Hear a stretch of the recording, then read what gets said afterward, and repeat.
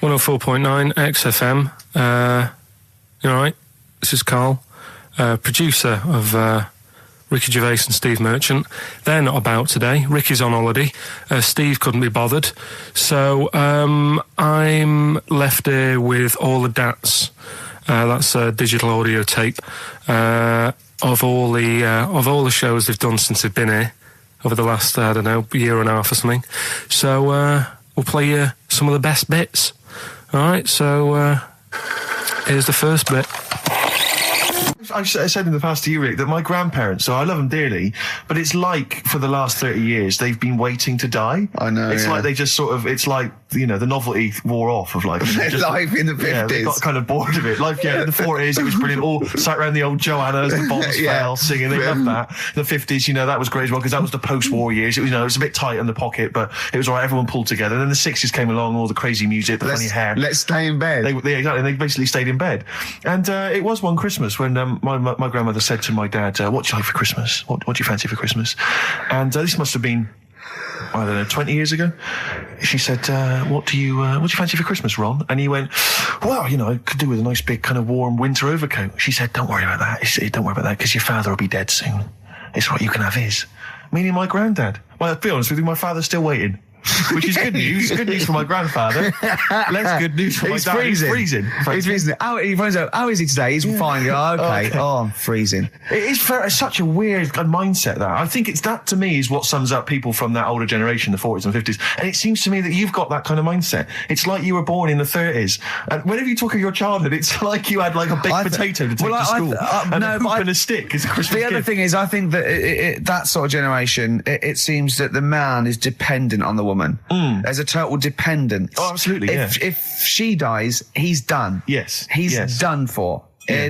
Just pine away. If he dies, she's got 30 years of pottering. Absolutely, yeah. Do you know what I mean? And going to, like, you know, the youth club and the church. I know what you mean, yeah. It's sort of like that. It's sad. Of course, it's sad for them, but it's sort of not the end of their life. No, sure. And it sort of is the other way around. I don't know why that is. Yeah. It's terrible. That's a little melancholy thought for I know, Christmas I've really time. you brought it down, you've brought it down, I've brought it. This isn't a nice show at all. This is terrible. Well, we're going to have really people just killing themselves. What? Right, you ready then? So, just in case you haven't heard it before, I'll give you some initials of a band or an artist. We're not doing Rockbusters now, are we? Yeah, I thought, well, we've just... Oh, no, we keep that going. Then we got... I love educating Ricky. That's my favourite thing now. Well, what do you want to do, Steve? I mean, let's do the clues. It's just like he's sort of bigged up the prize. And so this is only by email. Give the email address out now for people to write it down now, Karl. Right, it's ricky.gervais@xfm.co.uk. ricky.gervais@xfm.co.uk. Only entries on email. Yeah. You're going to get 3 clues. You've got to get them all right. And you win all the stuff. You win all those prizes we said. Okay, Karl, go on then. Right, and just a quick example. One of the first ones we did, it was like AK, and the clue was exploding pet. Yeah. And it was atomic kitten, right? Yeah. So you understand how it works now. These are your clues. The first one, that army has got some nice trenches. That army has got some nice trenches. Excellent. Yeah. And the initials there are DW. Do you write some of the questions for 15 to 1? Go on. So that army has got some similar phrasing. Trenches. Okay. Okay. The second one. What were the initials there, Karl, on that person? DW. DW. Yeah. Right. The second one. The top of them curtains are all wrecked. All the materials all worn. He acts it out though. We've got to get him on telly. We have got to get him on telly because his little face and his gestures. That's the second one. The initials being HV. Okay. The top of those curtains are wrecked. All the materials all worn out. Right. HV. And the final one, here's the final clue. I was in Texas the other week, right? I tripped and landed on my knees in a puddle. What's the initials? WH for that one. So I was in Texas, I tripped up, landed on my knees in a puddle. So that's WH. Incredible. You've got it! Is it great? It's fantastic! It's desperate. Okay, tell me during the record. Do you remember you're playing for these compilation albums? We got the Fat Boy Slim DVD, Linda Green on VHS, and of course Executive Decision starring Kurt Russell as well. Oh God! So, Steve, on. do you want to pick a winner? I've got a winner when you give us the answers. Okay, so the first clue was that army has got some well nice trenches. Yeah. That was DW. Who's that? Dandy Warhols. That's brilliant. That's brilliant. All right. It's good, yeah. The second one, the top of them curtains erect, all the material is worn. Yeah. HV, that's Holly Valance. Oh, he got a phone call for a woman saying I haven't heard it, and he was talking to her off air, and she went, what is it? So-and-so said them curtains. She went, oh right. He said, you know the thing around the top of the curtain is a palmet, not a valance, and he went, cut her off. Yeah, but my auntie's always making balances on everything. I'll tell you about that next week, right? I'm looking forward to that. Right. Is this the one that farted for 5 minutes? Yeah, the very same. Yeah. Right? So we'll talk about that. I was in Texas, I tripped up, I landed on my knees in a puddle, WH, Yeah. wet knee Houston, right? Wet knee Houston. Yeah. So, You're a maniac. So, who's a winner? We've got Pete, Catherine and Laura in Newcastle upon Tyne. They're listening online, I assume, and they're on going to Sky get Digital. those great places. And remember, they got loads of stuff. They got the DVD here. They got Linda Green. They got Stone Roses. They got another compilation and executive decision. Can't concentrate now. Oh, well, he's all stressed because the lady from MTV is here. She's going to film his little face. So the things he said in the week, he was so worried. He's got worried about the spot on his head. That won't come out. Just so you got your best side. It's on that side. That's all right. All right. Yeah. The camera's out. Look, he's getting nervous now. Okay, Carl. Ignore the camera. Okay, just ignore the camera. Okay. Now, me and Steve have done our research for you, and we've got 2 amazing things to tell you. What should I tell them first? About the baby or the... Well, they're crab? both equally fascinating, so you choose. I'll tell you the crab thing first, right? Steve actually saw this thing in The Guardian in the week about our research thing, and then we looked it up, we looked into it on Friday, and it is incredible. Right, listen to this. There's a thing in a bay in New England, right, where it's like the biggest, they make silicon chips and stuff for computers, right? And because of the data protection thing, after they've done them, because they have to destroy the plates, right, where the information's sort of put onto them, but there's still flakes of silicon. They sort of grind it down straight away, and some of the flakes got into the bay, okay, but some of the information's still on even the slight granules of silicon. Anyway, gets in the water, and silicon is rather like a carbon derivative. I reckon if there'd been life on another planet that wasn't carbon-based, it'd be silicon-based, because that's simple sugars and it's just COH and that, and it can work with silicon, right? Anyway, the crabs have been taken up, they're still in the water, and they looked out on the beach, and over years the crabs have started sort of putting themselves in formations, like geometric format, and they couldn't work out why they were doing this. And when they put them in the experiment, they sort of like chopped them up, and they found they'd taken on silicon, and it had sort of got into their brain, and they were downloading information. They picked up little things, because it's just chemical, like electrical impulses that got information off the silicon chip, and they were interfacing it. But this is the amazing thing. One bloke sort of thought of this, and he thought, well, if it's a simple computer, the brain, if it's just a simple sort of electrical thing, then maybe there's sort of, we could get it down. So what they did is they made a thing called a biointerface, and they put it into the crab's brain, just a really simple brain, so it's measured on Mongar, right? And it got impulses from it, and they were getting like computer, just flashes of like symbols and geometric things right on this screen to read the crab's brain, and it was stuff like fragments of a. What made them do this in the first place? Because they saw the crabs behaving differently. They were behaving differently to each other. They were just like intelligent, and they were sort of solving problems and all this sort of stuff. Anyway, when they downloaded the thing, it was like they found one of the secretary's names where it had been on the silicon chip, where it was just like a flash of a computer screen. But the most amazing thing is, they downloaded a memory, right? It was like a snapshot where it had been burnt onto the retina of the crab, just a snapshot of something, and it was like a picture of the beach, like a couple of years ago, right? And they also did, incredible, it was like just a digital black and white sort of thing, so they could see what the crab had seen. Amazing. Jeez. Amazing. So intelligent crabs. What are they doing with them now? Super brain. Well, they think this is the upshot. They think they could use it as spy crabs, because they could get these crabs. Also, the other thing is, as generations went on, right? So they'd put a crab in the sea or something, right? Lots of crabs in. And then as generations went on, a newborn crab, they downloaded the memory, and it had the memories of its great all together. It had every memory that any crab had related to it beforehand. Because it passed it on, it just passed it on. So not even ones that had been eating the silicon stuff? Yeah. No, these are just like ones that have had kids. Yeah. And they've got like... And they know so you'd know everything everything right the way back. So would that work if we ate silicon? Well, I suppose so. So what are they going to... Well, they can use them for all sorts of things, though. I mean, that's what's incredible. I mean, I don't know how you train it particularly. I don't know, it'd be quite tricky to train, but I'm assuming if they can do it that way, then presumably they can give it certain silicon information, which they can then plant in it, if you like, within its sort of food. Also, if you get them onto enemy beaches, you'd have like 1,000 digital cameras just taking around. You could get Osama bin Laden or someone. They don't understand the information they've got. No, they don't know they're doing it. They just download them. So it's not like you could torture them and they won't be able to sort of give you the information because they wouldn't know what information they had because they're just. But the first crab they downloaded, they just kept seeing the same picture of a big crab feeding it, which they really, yeah, wow, that's what like its mother crab or something. Yeah, just memories of it as a child. But they're not in colour, presumably. Because no, it's all in black and white. It's just a digital camera because it's just they don't see in black and white, so it's just like a I don't know. I think it's burnt onto the retina or something. And the only one that they kept were the ones they saw a lot of the time. Wow. I mean, in a way, some of the educating Ricky I've got for you today is on the similar lines. Right.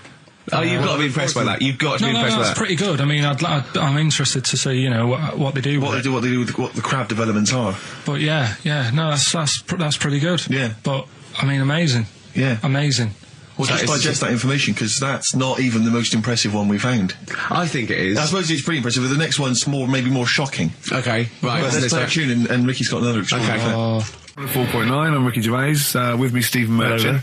It's the best of. You've been voting in all week, sending your emails. So here's the clips that you wanted. Wu-Tang Clan and Gravel Pit. We love that, don't we? I love it, yeah. Yeah, brilliant. Track.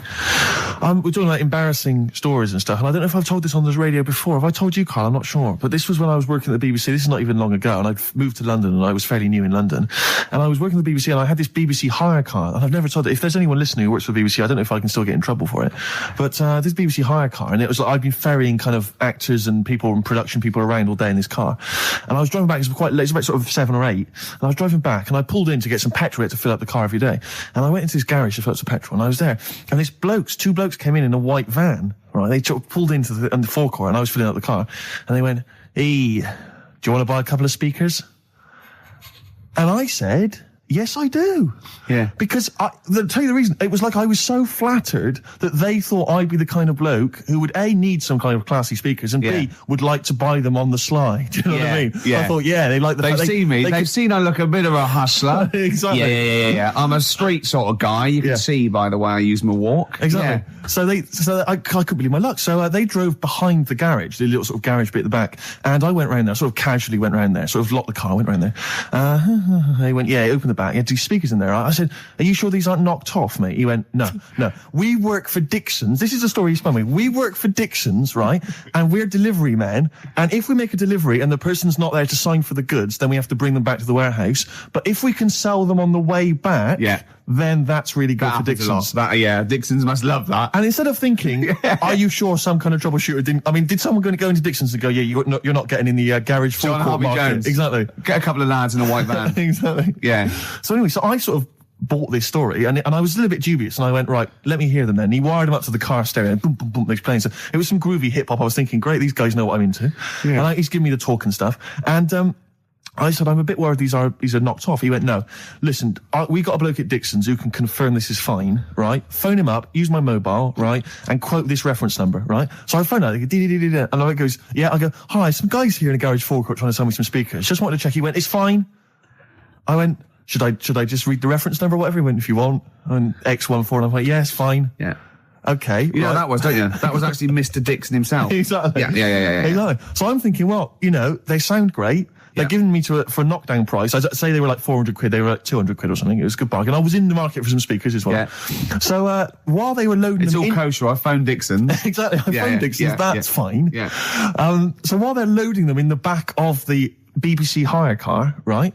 I'm in there paying for the petrol, right? And the guy who's serving goes, oh, all right. He goes, what were you doing around the back with those blokes? Right? Because obviously there's security cameras filming this whole transaction, right?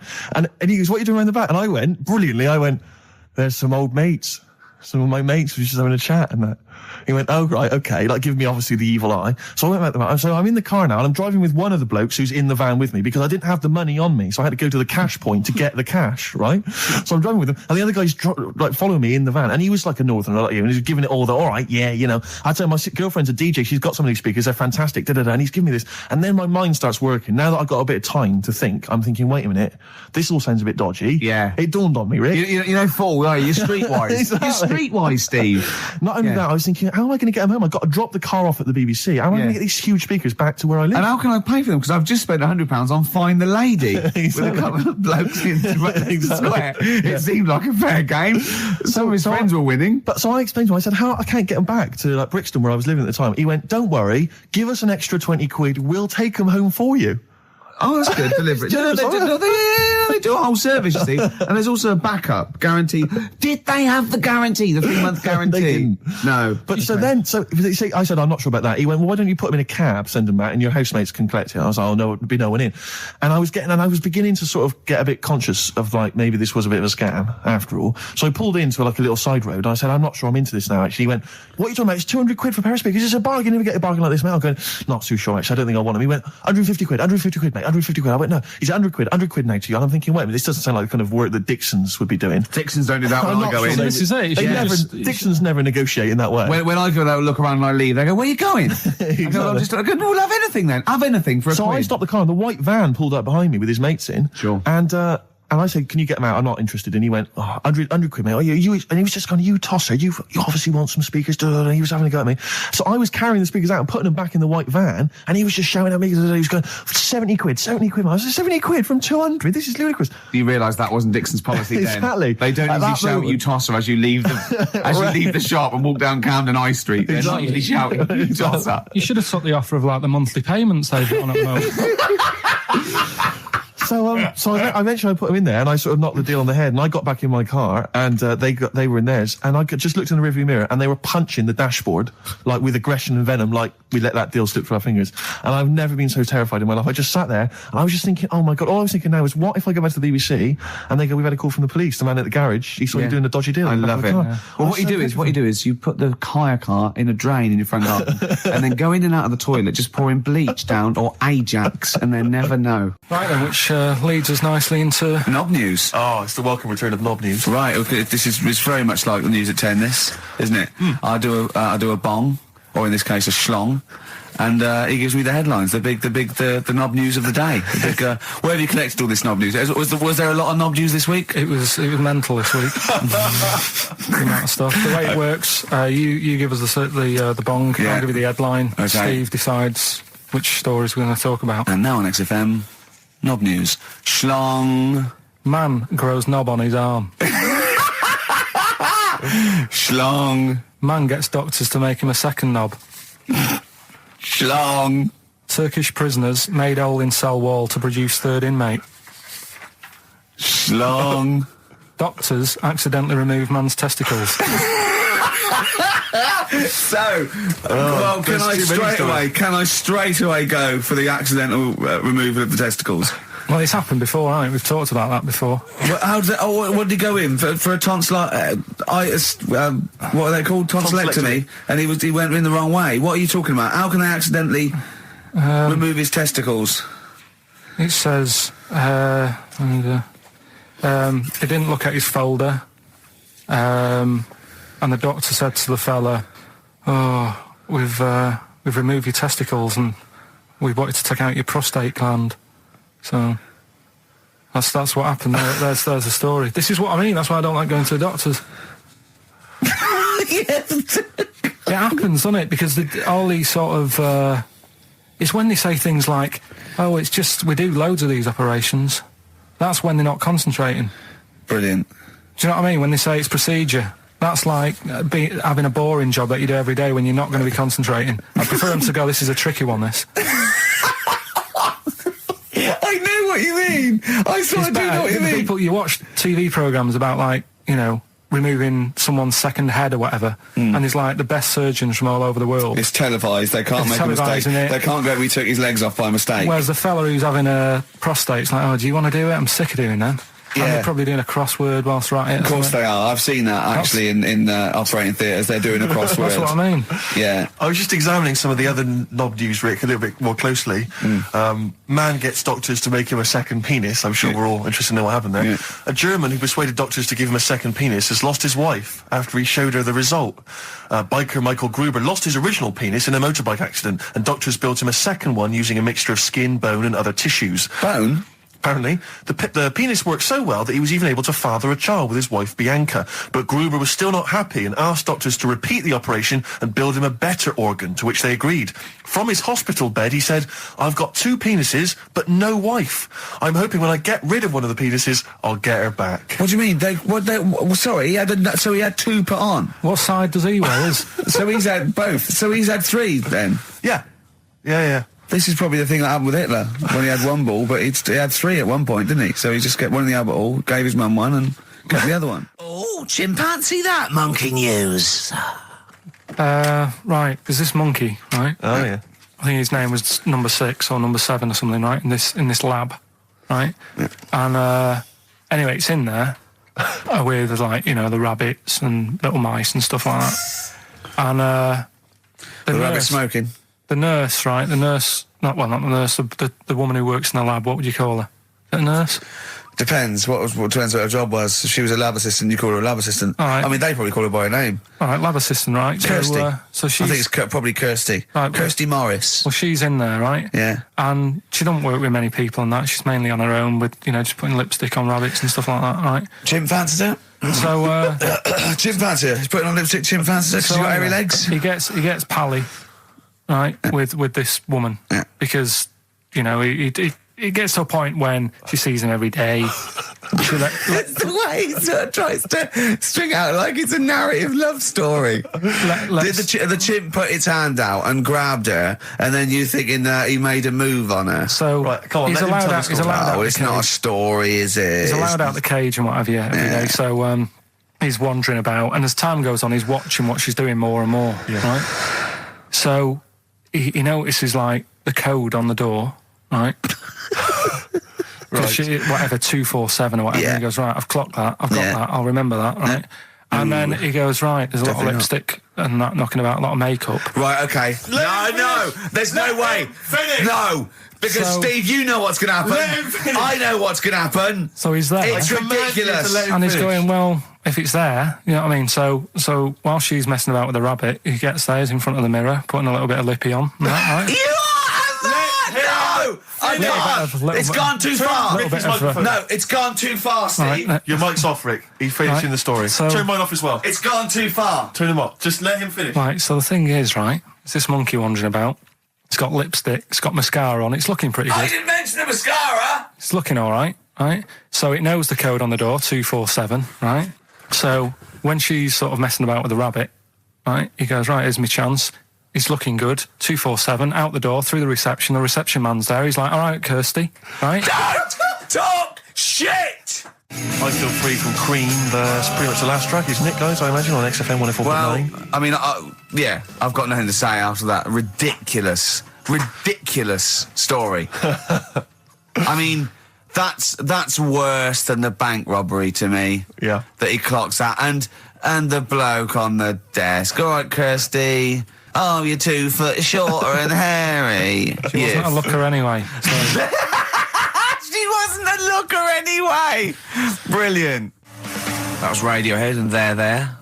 We're not here. All right, pre-recorded. Coming up is one of Carl's little things. Enjoy it. All right, that's Aqualung. Good time's gonna come, innit? Right, Carl, come on in, educating Ricky. So, don't let the cat out of the bag. That's where that comes from. Comes from a crafty butcher. Right, go on then. So the next little headline is Wash Up With You. What's up with you? Go on.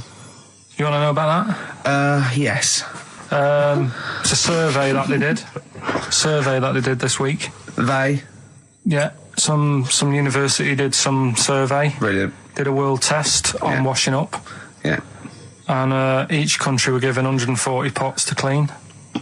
Brits were the quickest. Yeah. Turkey were the slowest at washing up. The Turks. It's not because the little fellas that work in the kitchens with no... Is it? They can't reach. Spain were the cleanest, and the Germans were pretty good as well. So I don't know where to start with this. Honestly, Steve, I don't know where to start with that. Sorry, what was that? Wash up with you? That was it.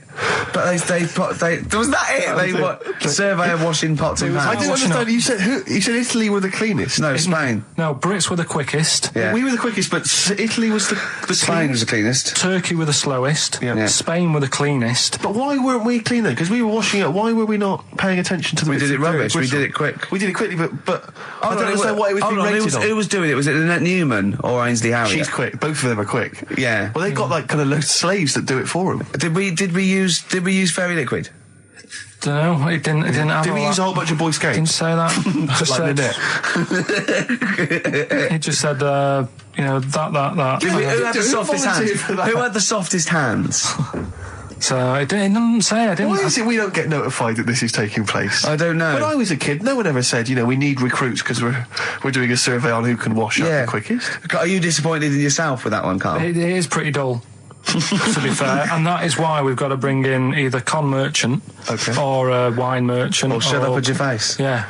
Would you be able to, if I put you on the spot in the next, after the next record, would you be able to give an example of how con merchant would work? I mean, is there something you could do just to sort of experiment? Should we play a record? I can do better than that. What? Ads. Go on. Oh. Do you know why people tink the glasses before they have a drink? Why they tink? The verb to tink. I do know that, Carl. Is it about poison? It is. Here we are. What, would it make a different noise? No. Brilliant. Go on, explain Why? it. You explain it, Steve. No, don't, Steve. You explain it, Carl. Go on. Oh, I've started, so I'll finish. Come on, Carl. Explain why they tink the glasses. Ages ago, Yeah. only people with money had drinking or something. That's like one of my film reviews. Years ago. Welcome to History Now. Now, ages ago, only people with money had drinking or something. Keep going, Carl. Keep going. Like spirit and stuff. So they'd it's like businessmen. It's easy for you to say. This is getting to be cruel, isn't it? This is amazing. Yeah, go on. Why did you open your mouth, Carl? What were you hoping was the best that could happen? Because you were trying to make me look stupid before with the planet, so I'm... Whereas you know... Yeah, go on, no, come on. Businessmen with money have got to drink and ching. Okay, so then with all the drink. So they'd nip round to have a chat about whatever they're earning money with. And they'd say, right, do you want a drink then? And they'd go, oh, yeah, that'd be alright. Yeah. So, rather than, just pouring it out of a bottle into a glass and saying, there you go, it could be going, hang on a minute, it could be poisoning me here and trying to, nick my business idea. Yeah. So what they'd do, it'd sort of pour a bit of his drink into the other person's glass and you get that tink noise. And that's like cheers, No, Carl, I just have a slight amendment there. I think what it was you're absolutely right that they would then test each other's drinks to show that it wasn't poison. But over the years, that was reduced to just chinking the glasses by way of saying, let's not actually bother going through the whole rigmarole. They just did the chinking of the glasses. Yeah, Kind of symbolic way of saying it. yeah, that's good. It was exhausting though, wasn't it? I know. Was it worth it, do you think? Well, I like that, because people carry that with them now. When they do that, they'll think, oh, that bloke's definitely not trying to poison me. Yeah. So the horrible thing is that now, when I do the glasses, I can laugh and go, they don't know I've poisoned them. Exactly. You should always do the pouring back and forth. It's a shortcut, it's a slippery slope. Just be careful. His homework was to come up with those stupid lateral thinking problems. We maybe should give an example of the... Romeo and Juliet, right? Romeo's asleep on the bed, Juliet's on the floor, covered in water and broken glass. What happened? And you ask all these stupid questions, and it's...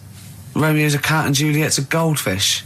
Again, awful. What am I thinking? Yeah. Yeah, go on then, Carl. Right, Yeah. there's a bloke lying on the floor, right? He's cut his head, blood's coming out of his head, and all his mates come running up, and they're all stood round him. Yeah. And they don't take their hats off as a mark of respect. That is outrageous. Why didn't they take their hats off?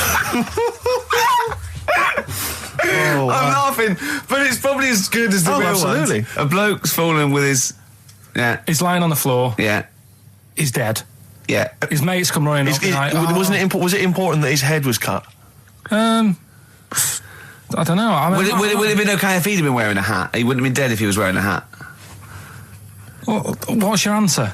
No, you're meant to answer a question. You don't just go, what's your answer? You say, where's the turn? So you go, no, and I have to guess. It's obviously like sort of a motorcycle stunt team or a parachute. Why didn't they take their hats off? Because they're probably still on the motorbikes or something, or... Well, yeah, but if you mark a respect to someone, you could take your helmet off. Getting angry. What? They're parachutists. Why can't they take their helmets off? Because they're coming down from the sky. But he's on the floor dead. Well, but they can look down and see him on the floor. Are they on the floor, Carl? They're on the floor as well. They're walking, are they? Yeah, well, they sort of stood there looking at him. They're stood there. Yeah. They're stood on the floor looking at him. They're soldiers. Why? But why? If because it might be in a battle zone. They might have their helmets on, and he's been shot in the head. No. Well, that does work. You see, this is my point. That one works. That one works. Unless you've given us a piece of information where that doesn't work. What's the difference? Why is yours different to he's been shot in the head in the trenches, and they're looking at him and they keep their helmets on? I just don't think it matters as much. If they're in the trench, they're already guarded a little bit, so they could take their hats off. It's the best mate, for God's sake. Okay, he's dwelling on this. Are they normal hats? What kind of hats are they? The answer. No, don't get ratty. What kind of hats are they? Baseball hats? If I told you what sort of hats they are, you'd have the answer. Wow. Okay, I've got to guess what sort of a hat it is then, have I? Right. Is it a trilby? No. Is it a bowler? I know what it is. What? They're spacemen. No. Oh, that's a good that one. That works as well. This is my point. I like that one a lot. It works. He's fallen on the moon, and not that the moon happened, it was set up, wasn't it, in the studio? We know that, yeah. Okay, Carl, what's your answer? Builders on a building site. Why is that different to soldiers? Because bricks don't fall in wars. But bullets fly! Right. Let's play a record and we'll come back to it, Carl, while you think about what you've done. Oh, yeah. You've embarrassed Let's play yourself. some classic Suede. Yeah, and this is for David and Kieran. I think you wanted a bit of Butler. That was Jane's Addiction. This is the Best Of Show on XFM 104.9. I'm Ricky Gervais, with me Stephen Merchant. Yes. This was a clip show. We recorded this a couple of weeks ago.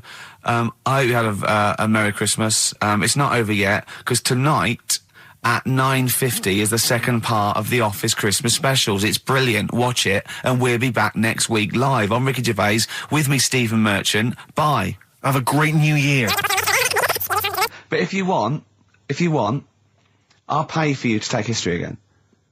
Carl, we'd love to see you get a C or above. And Well, we're I'll willing pay to... for you, and I'll get you some books. Right, now listen. We can, let's get, I reckon, when are the exams? June? Something like that, yeah. We'll try and register next week, and I reckon you can get an A or B. I'm history. I'm In history. No, don't worry about it, it's just easy. I get you Brody's notes. If Heat magazine, they love you, Carl. They could probably sort something out. They could probably pay for a tutor. They got a lot of money, they sell a lot of magazines. I mean, it is almost always, and you found that out, I discovered this, it's always the Tudors and Stuarts. There's no fear for them not coming up. Now, what do you already know about them? You must already know stuff about Henry VIII and Elizabeth. No, because it's too long ago to even get interested in. Do you know what I mean? You can't. Is that why you relate didn't? to it. Okay. The Anderson thing, it was like, God, I bet my mum and dad were in an Anderson shelter. This is interesting. What, when they... Oh, my granddad would have, had something to do with this. But the Tudors, it's like, I don't know even if I had a family back then. Play a record. We come back to this. Sorry, just because I need to introduce the new feature. Yeah, for the I record. don't know if I had a family back then. Carl, listen, let me just ask you now, right? If you can finish this sentence, we've got a chance. Divorced, beheaded, died. Divorced, beheaded. Died. What is it? We just need to do a little bit of work, but otherwise I think you're going to be fine. It's how you remember what happened to Henry VIII's wives. They're little... Divorced, beheaded, died. Divorced, beheaded... It's like spam. Support...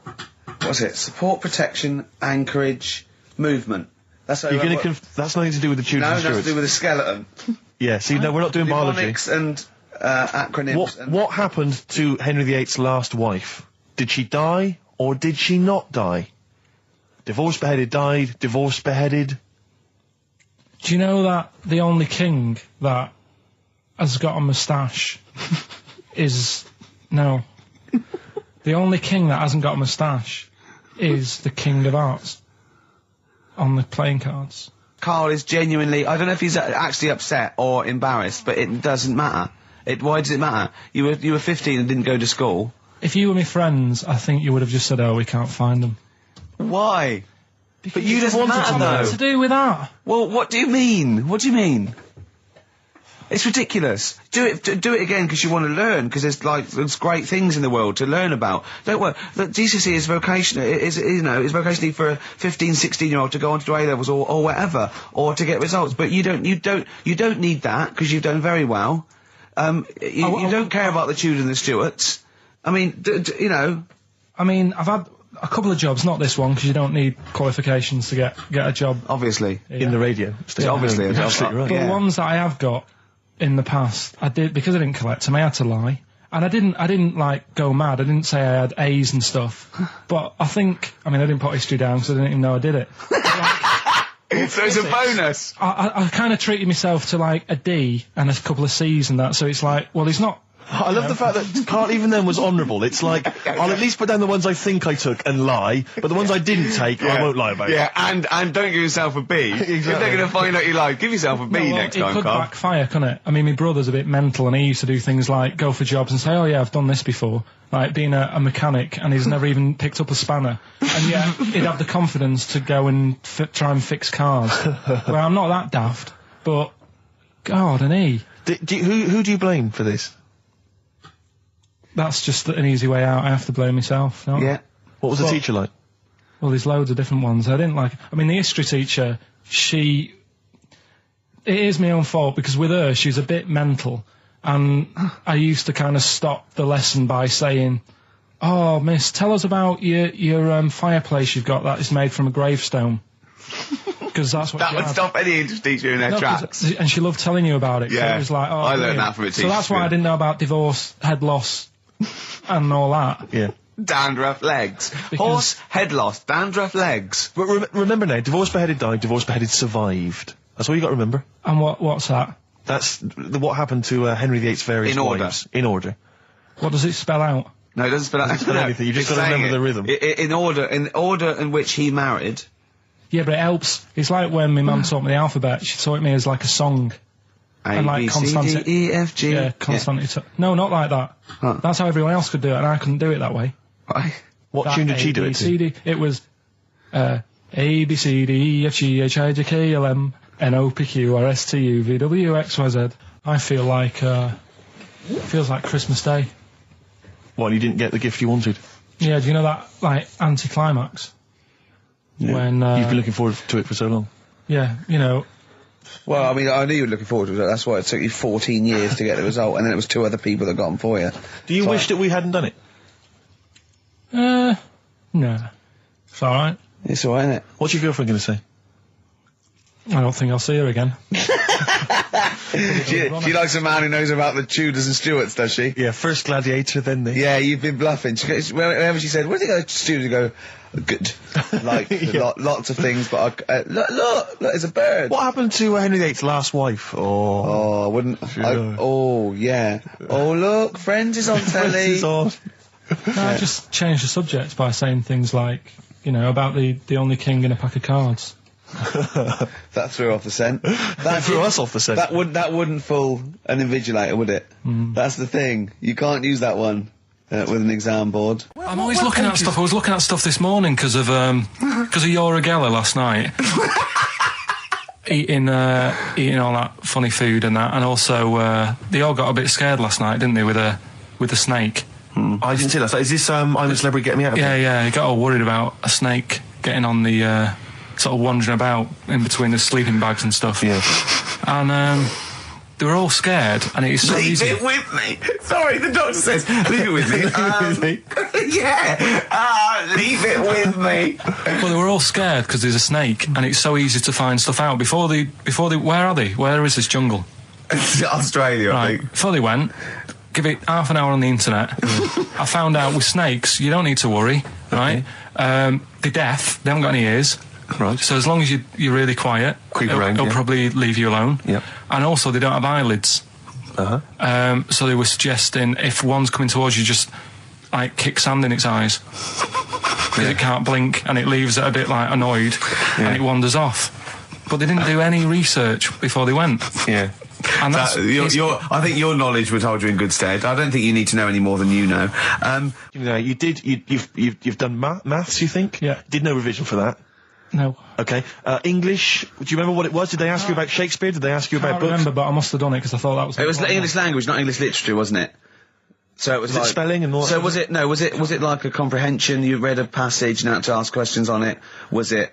Did you have to write a short essay? I don't know. I can't remember any of that. Okay. I did a science, Okay, physics or chemistry? physics. All right, well done.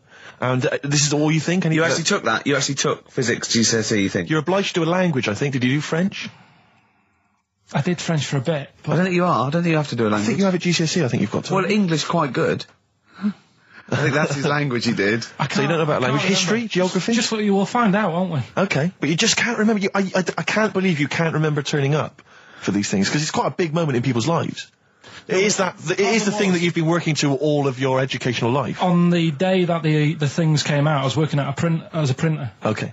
and it was a really busy A lot day. of spelling mistakes. That It was day, a really that busy paper, day, wasn't so it? you're bound to forget. Yeah, the yeah. exams. No, but I had to use gold ink that day, Oh. and it's. Yeah, I mean, you're yeah, not a yeah, printer, yeah. so you don't know. this. No, that's the biggie, innit? But it's tough. You've got to really get your rollers clean. Carl, play a record, mate, and good luck with the exam results. Hopefully we'll have them for you by next week. It's time to give Carl... You're actually nervous. I'm a little bit nervous. Just to recap, Carl is 30 this year. He never went to get his results of his GCSEs. So myself and Steve took it upon ourselves to phone his school, track them down, and we actually got your results. What did you think you took? Did English, Right. maths, Yeah. art, Right. and I think I did physics. Okay. Well, you didn't do any of them. Eh? You didn't do any of them. You didn't register.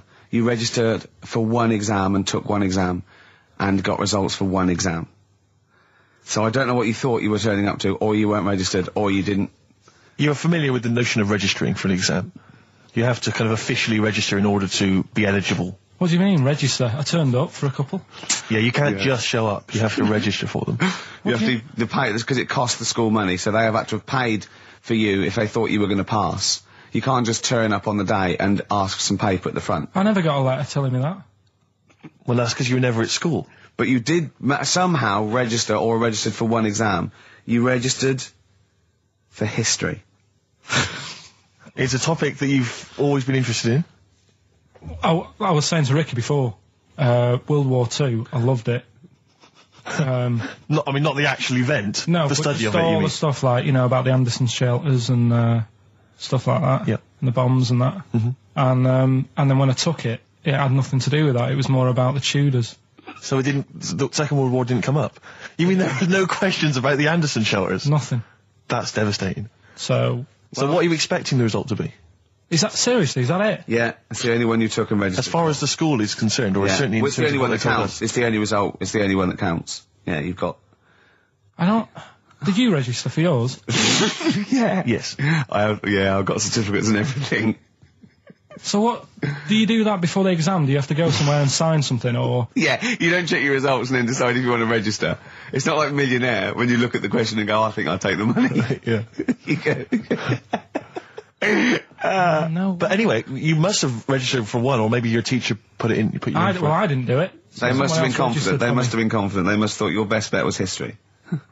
Right. So, what did they get? You got an E, which I think, technically, is a pass. E. It's a bad pass, but there's F, How and there's much U. You're not going to be doing a PhD. You can get an F, right, which is fail, and then a U, which is ungraded. Now, I don't know why the U exists, because F means you failed. U is like them going, you not only failed, but you wasted my time. So, We're annoyed Yeah, that you took this exam. so you thought they'd register me to get an E? well, they didn't. Well, they think didn't. you'd I get think any. they were hoping. It was rather like you with the lottery. They were hoping see- for something better than You nothing. see, I assume that the man who registered for that thought he can scrape an E if Anderson Shelters come up. Yeah. Well, that's it. You've got. Now, what I'd like to do, Carl, is I've started your re-education. You've read a book on Rasputin. I'll be asking you a few questions about that later. I've got another book for you to read next week. Next week, I've got a I'm little... not in the mood. What? Not in the mood. Oh, come on. Look, what's that? What does that say? It's that fella. It's the picture of the bloke that he used to use for Citizen Smith. Yeah? Che Guevara. Yeah. Yeah. He was quite happy, I think, when he found out that Robert Lindsay was involved. He went, yeah, of course you can. No worries, yeah. What are your feelings, Carl? What do you think? Are you emotions depressed? feeling? I'm just a bit annoyed because I'm sure I turned up for more, so it just wasted me time. Listen, they don't matter. I'm sure you're doing very well. You know, you can educate yourself. GCSEs are merely a step on the ladder to help you, not just for education, but, you know, they're more vocational than anything else. You're doing very well, and you're reading books. Don't worry about it. Chumbawamba. Well, you know, what kind of... Uneasy listening. Yes! I bet it was from the Chumbas. Are they still cracking on? Are they? Because they used to live in a squat. They've done about 400 albums, them and the Levellers. Yeah. Who's the best, Chumbawamba or the Levellers? So, good question. Thanks for asking that. Yeah. What's the telephone number, Claire? It's 08700 800 1234. Or you can email ricky.gervais@xfm.co.uk. Worst album titles ever. It's like real radio, It's isn't just like Chris Moyles. it? It is, isn't it? Exactly. Oh. We got the big fat guys on the telly. Yeah. You know. I And would too, his well. kind of cheeky sidekick. And my Comedy Dave. You're almost as funny as Moyles. Fingers crossed one day. The weather episode, Snoop Dogg, Dr. Dre, Crowdhouse, I love that. Enjoyable. That works for me, Steve. Yeah, What do you it's good think? stuff. No, it was nice. Well, she started off all right. Should we give her one more go? I think a round of applause for Claire. Yeah, no, that's brilliant. No, that's excellent, that. I love that. Rick, the phone... Oh, it's just gone. The phone, no, I tell you, the phone board had lit up there, Gervais. Really? There was a call buzzing through on call. A call came through? A call came through on line 1, Yeah. and Sturgis missed it. Carl would never have missed that. He knows how valuable they are. I'm sorry. Yeah. That was probably someone with an amusing album title. No, I did Missed get it, one, yeah. Steve. I did What was get it? one. Do you Someone want to came hear through? it? Yeah, go on. Okay. This is from Al, who says, what about this? H to H-E, who am the only one. Sorry, H To H-E, H-E. who am the only one. I don't know what it means. No. Van de Graaff generator. Oh, well, no wonder. That's the thing that one of those things at the museum that you wind up and you touch and it makes your hair stand on end. Yeah. That's the scientific thing, isn't it? Sure. I've given up, Steve. Yeah, no, Do you know, I that didn't really make me laugh either. I'll be so- honest, I'm thinking that the whole kind of amusing album titles thing we should abandon. I thought that as I said it. To be honest with you, I thought it was easier than this. I mean, Chris Moyles makes it work, that kind of crazy comedy Okay, let's try radio another. magic, but obviously and I don't think our listeners are into that stuff. I just don't think they can be bothered to get to the phone. I don't think a lot of them are able. I think a lot of them are, you know, Do you still remember kind of smacked up. Do you remember when we spent about 3 hours trying to get to through to the Chris Moyle show? I vaguely, yeah. What was the He reason? was doing this competition, and it was song titles with golf, about golf. Like, so you go like Drive, the Cars. And at that, and I was getting so excited. I wanted to phone up and go, Duran, golfy, golf. and I just thought, it might have lasted, oh God, Yeah, it probably cost me about ages. 30 quid just to ruin Chris Miles' competition. Yeah. And that was a long time ago. Yeah, those were the Before I days realised- when we realised, you know, he was a great talent and one to watch. Yeah. Before we'd enjoyed his new TV show. But, anyway. Yeah. Let's not. No, that's slag cheap. other people It's off. cheap. It's cheap. Yeah. Anyway, what should we talk about now then? Because that all went well. No, I mean that's 20 minutes. That's 20 minutes done, and we've nailed amusing album titles. We've done that. That's fine. So we need a new gimmick now. I'll tell you what. You know. You've got something, you've got something, you've got something. Oh, Ricky's got something You again. know when Here you he go comes. out, you take an umbrella out. leave the right? house, you've got an umbrella, You go to bed, right? Yeah. And it's a really sunny day. Yeah. And then you come out and you go, I God. wish I hadn't bothered with that because it's in the way. But then, right, imagine when you go out, right? It's raining. It's raining. No. No. You go out without an umbrella. Okay. And then it rains. Oh, What's going on there? Oh, Isn't that no. weird, isn't it? We've when all you- been there, So we've all phone been if there. you've got like funny, weird observations of things that happen, like that. Yeah, stuff like that about umbrellas or any kind of sort of accessory or hat. What's give the number out again, Claire? This is going to be brilliant. This is going to be great. Take this one. Take this one. 08700 800 1234. Just comedy observations. Yeah, and the things stuff you that we- thought of. Wacky stuff you thought of. Just tell us what stuff you come up with. Get the Sony people on the phone. This is dynamite. No, There's well, so they- many people listening who don't know who the banana splits are. The banana splits. Banana splits. Right. Listen, they know the banana splits are, and even people under 20 know that. Snork, Fleagle, Drooper. Who was the other one?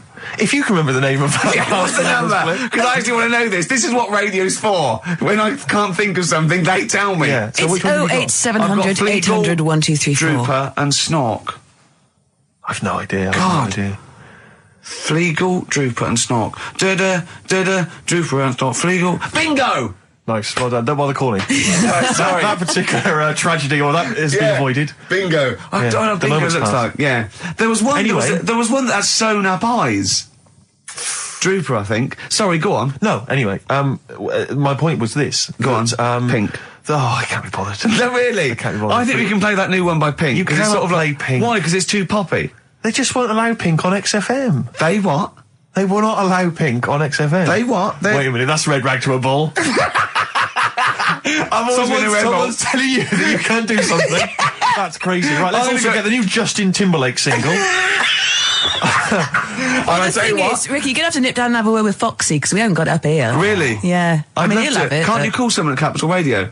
Well, yeah. What's we that call one? some- What's that one by Busted? That's what I go to school for. What about Abs? Dynamite. Abs, the new one from Abs. Dynamite. Yeah. Well, play a record and we'll discuss this Pink thing. Do you want a bit of Cat? Oh, Cat Stevens. Yeah, Yeah, bit of Cat's that. Full of Four. This is Sittings. Lovely. Piano and everything, isn't it? Oh, this was the tune we were originally going to use as the theme music for TV's The Office. That starts Yeah. again on Monday, I think. Just play it. I wish people had to wear hats now. See, I couldn't I go love off because hats. of my shape and size. I look like Bertie Bassett. Whereas you look Basil Rathbone. I'd look pretty good at all sort of You'd cut a Christopher good- Lee. yeah. Wow. You But would. because I'd sweep into a room, you know, I know. bellow Yeah, see, behind me. I think you look like, and don't get this wrong, don't take this wrong, right, we're mates. I think you look like a freak with a cape on. Okay. So- all right. Well, And at which point would you take it one step further and add the Deerstalker, and go the whole Sherlock Holmes so route? I'd have the cape, the pipe, the deerstalker, and Yeah. I'd solve crimes. It'd be great. It'd look like some sort You of... could be my fat companion. I could be. What? I'd sort of like get padding and stuff.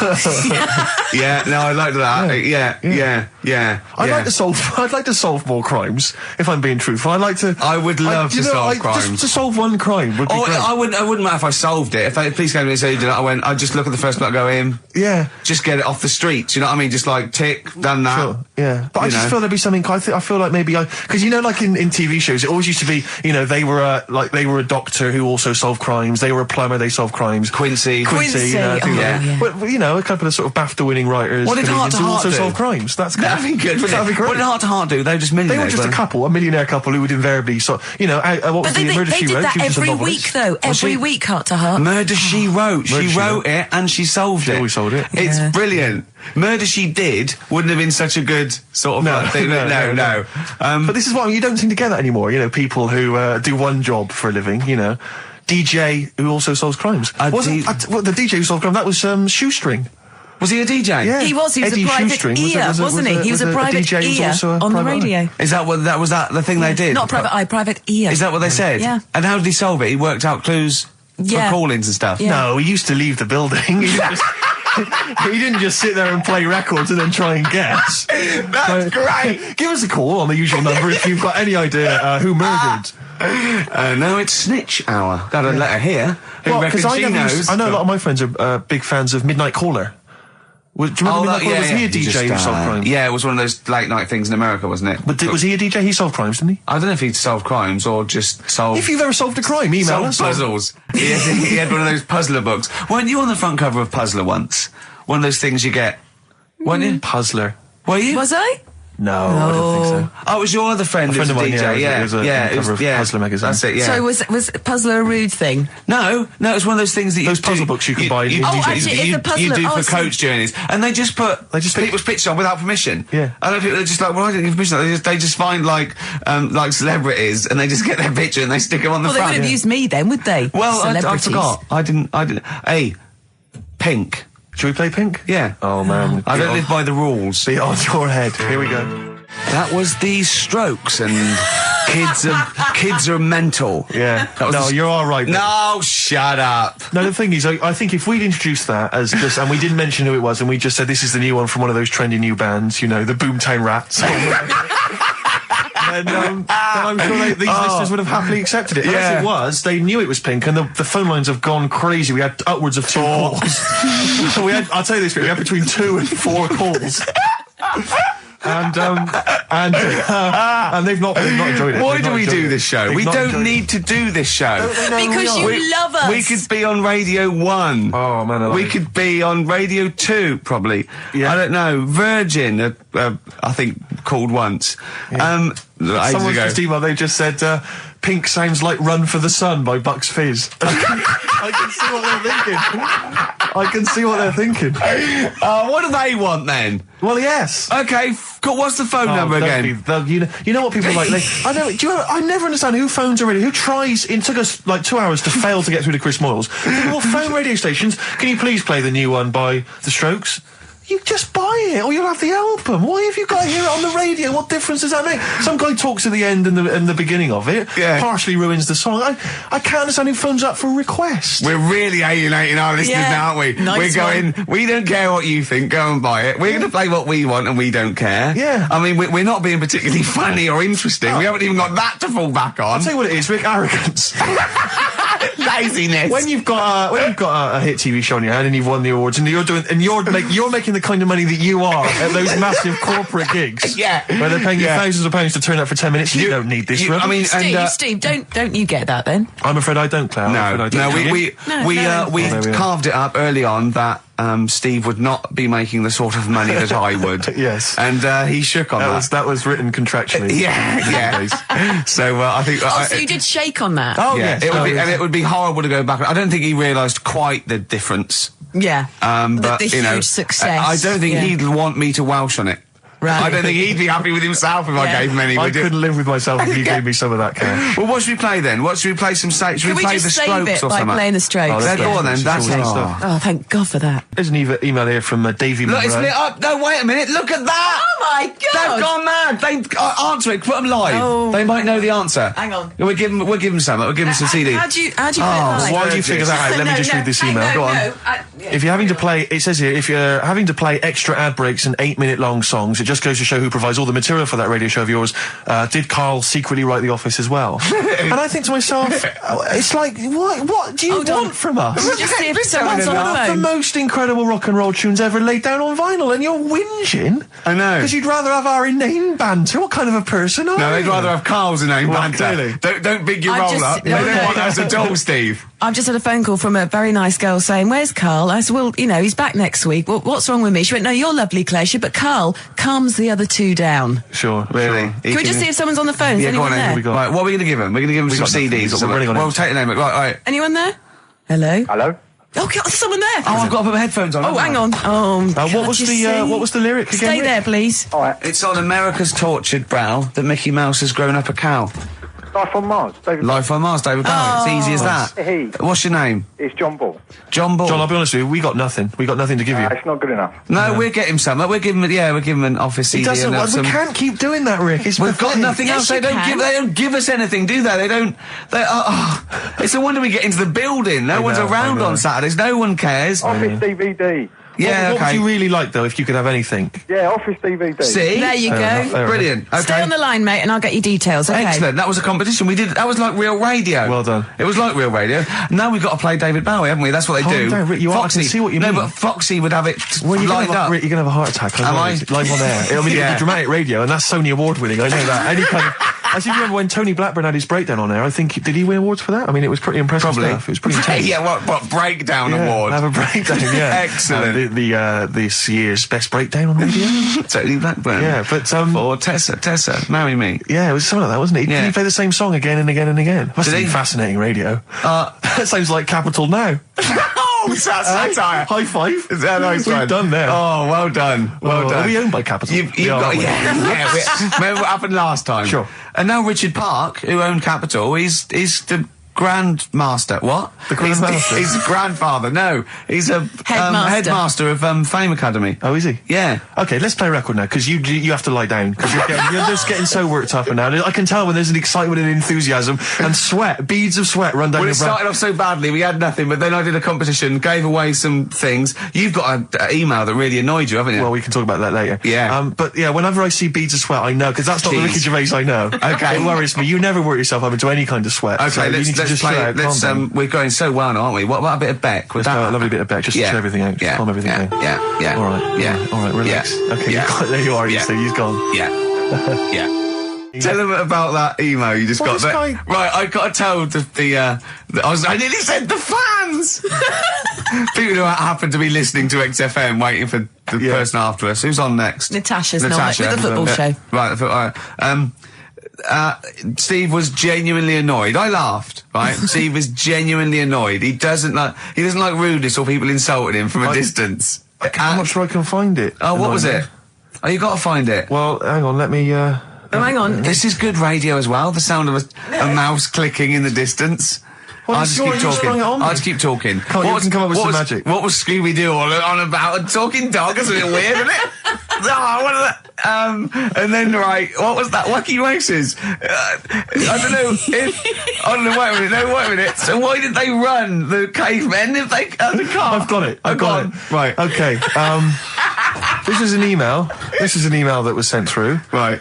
This is my feeling. I think if you're going to email an insult, you've got to at least be clear what the insult is.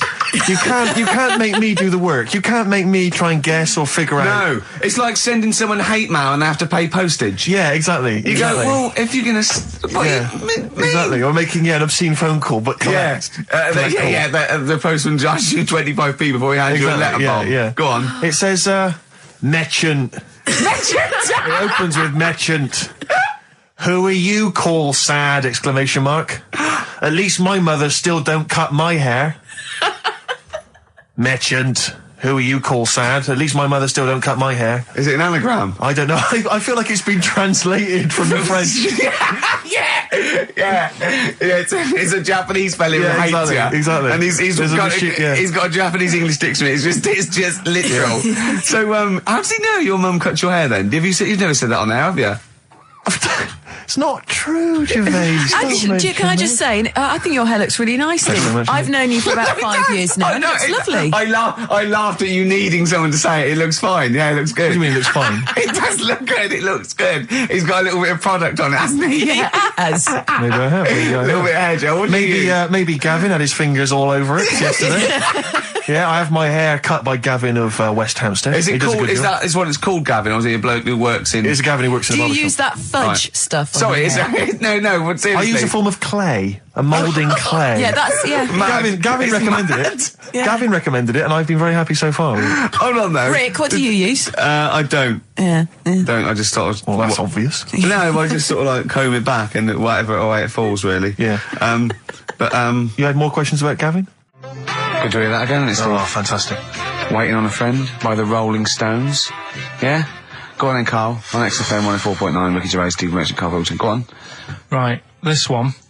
Remember Blockbusters? Uh-huh. Right, this one is good, and we'll do this one. Rockbusters.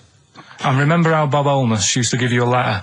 Yeah. And it'd give you a question, and the answer to that question is that letter. Yes. Right, well, it works like that. So if I said to you, we'll test it out on you, Steve, right? Right, welcome to the show and that. Hello. Let's play, right? And I say, right, your first one is W. Mm-hmm. And the cryptic clue, because it's done like crosswords. Okay. So not quite like Blockbusters. Well, this young man prepared for his death. And it's a W, so the answer. And it's not always going to be like our sort of music, it can be any sort of music that's out there. So the W is the name of the answer. I understand that, but is the answer always the band name, or is it? Yeah. It's always the band name, is it, or the artist? Yeah. And so would the W be the surname, or would you have both the initials if it was someone's name? Would Elvis Presley be EP? Don't get annoyed, Carl. These are questions that I knew would be asked. I know this. You tested it on me, so you've got to tell them. We What's need the to know point? the rules. If it was Elvis, I'd probably do E. No. Give him the answer. Give him the Right, answer. did you hear the clue? No, give me the clue again then. So the letter is It W. is a cryptic clue. It's The clue's W. fine. Listen, but, and the go on. clue is, this young man prepared for his death. This young man prepared for his death. Yeah. This young man prepared for his death. And it's a W. And it's his first name. That's what he needs Well, to see, know. that's the, yeah. Yeah, but I don't... Well, shouldn't we have the initials? Wouldn't that make it easier? I mean, Yeah, wouldn't- but it didn't do that on Blockbusters. It just had one letter. They did. They did if it was if. The gold run they often had us for 3 or 4 Did they? letters, yeah. But it was normally just one word. It wouldn't have been a name or something. All right, then. W. Y. W-Y. Will Young. Excellent. I Right, didn't so understand it. What was this the young Will man, prepared for this young man. So he's sort of mixed, sort of cryptic. Yeah. But I mean, you know, that was a good effort. That's better than usual. No, it's that is better than It's not usual. bad, is it? So do you want to play? Let's play Rockbusters. Yeah, Rockbusters. How many of these have you got? No, because No, let's just clarify a couple of rules here, Carl. Let's just make sure we thought everything through, because I'm pretty certain when they get these things on TV, they at least have a go at them in the office first before they put them straight on there. I'm sure that's how it works. I'm sure Bob Wallace just didn't turn up the first day, and he goes, "Don't worry, we'll wing it. It'll be fine. Bring the students in. Let's have a go." I'm sure they did a bit of preparation. So let's just check. We've got every base covered. Yeah, Firstly, how many questions have they got? I'll to tell get you right? what. Let's do this off air then. Should we play a great tune? Well, yeah. Well, people need to call in, don't they? Because we're doing it, aren't we? Yeah. It'll be all right. And there's good stuff. I've got CDs, right? I've got some compilation stuff and a couple of videos and that. So that's what they're playing for. Call up now. 08700 800 1234. Get them on the air. We'll play the game. Brilliant. Yeah. Yeah. Is that what we're doing? Bit of the Cure. Brilliant. Pulp. Good news and bad news. Bad news is we have got enough callers to play Carl's game. The good news is we don't have to pay any more adverts in this show. So if it doesn't work, sod it. Right, who have you got on the line, Carl? Sam. Now let's just remind ourselves, what's the game? It's Rockbusters. Okay, now calm down, Carl. I know you're a bit stressed. You've got a lot to do, but don't worry. You've just had a holiday. Throw this desk out. Let's throw it out and start again. Rick, don't get stressed. Go on then. People wouldn't think it was us if this show wasn't, half-baked and ill-formed and generally shoddy. That's what they've grown to love. Okay. All right. Sam, Hello. is it sounding all right today? It is. It's just about. All right. Cheers. Sounds worse. Right then. Yeah. Well, And so we've got Sam on the line. Who else have we got there? so we've got Tim as well, haven't we? Hi there. All right, Tim. Tim and Sam. Right, You sound quite similar, lads. Could one of you affect an accent or something? Which one's Tim? Yeah, it's me. Okay, which one's Sam? This is Sam. That's slightly deeper, Bit slightly deeper. deeper, Sam, yeah. yeah. And they're not against the clock anyway, are they? So it doesn't really matter. I suppose not. So I think Steve just wanted a bit of variety. you Okay. you understand the rule, lads? Can you explain them to us? Right, play it. Okay. Hang on, wait. Well, let me explain, because life is too short. Now, Carl's going to read out, say 3 clues, yeah, and just shout your own name and answer it, or shout the answer. Shout your own name, then the answer if you know it. It's the person who gets the most right.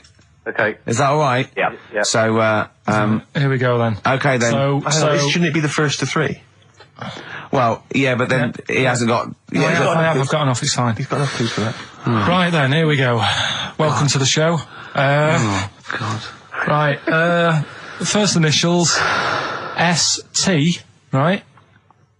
Is that right? ST. Well, I don't know. Oh, we don't know, do we? How do we know? Here we go. ST, and the cryptic clue is better than the average homeless person. Okay? Sorry, I think, is that a band? Yeah. Is it an old band? Yeah. I think that's one word. Alright then, S. It's an old 70s band. Better than the average homeless person. Tim? Go on. Supertramp. Yes. Supertramp Well it done. is. Yeah. Well done, 1 point to I have you, no idea Tim. why that's right, by the way. You don't understand why it's right? He's a super tramp. Oh, right. Better than the average homeless cryptic, person. yeah. Yeah, cryptic. Yeah. Okay, second one. Come on, Sam, you got That's actually quite good for Carl. Trust me, Tim. Take that as a good clue. Because, yeah, okay. We won't do this again.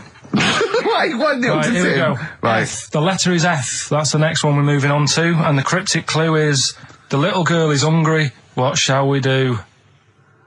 The S or F? I've got it. F. Ready? Sam. Peter.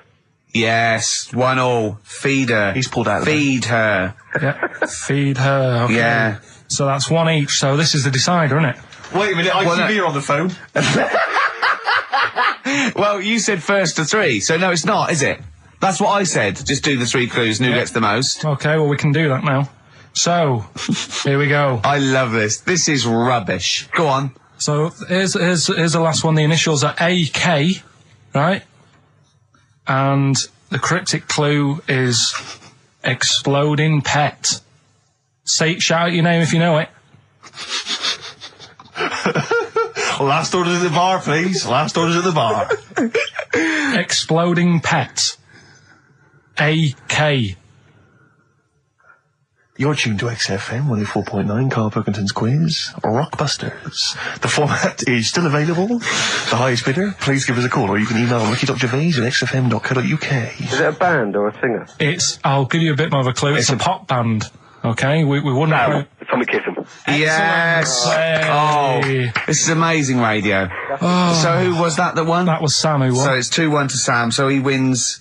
What does he win, Carl? He wins some CDs and some videos. No, he's got obviously now, Sam, if you're ready, take the spot, you're going to do the gold run.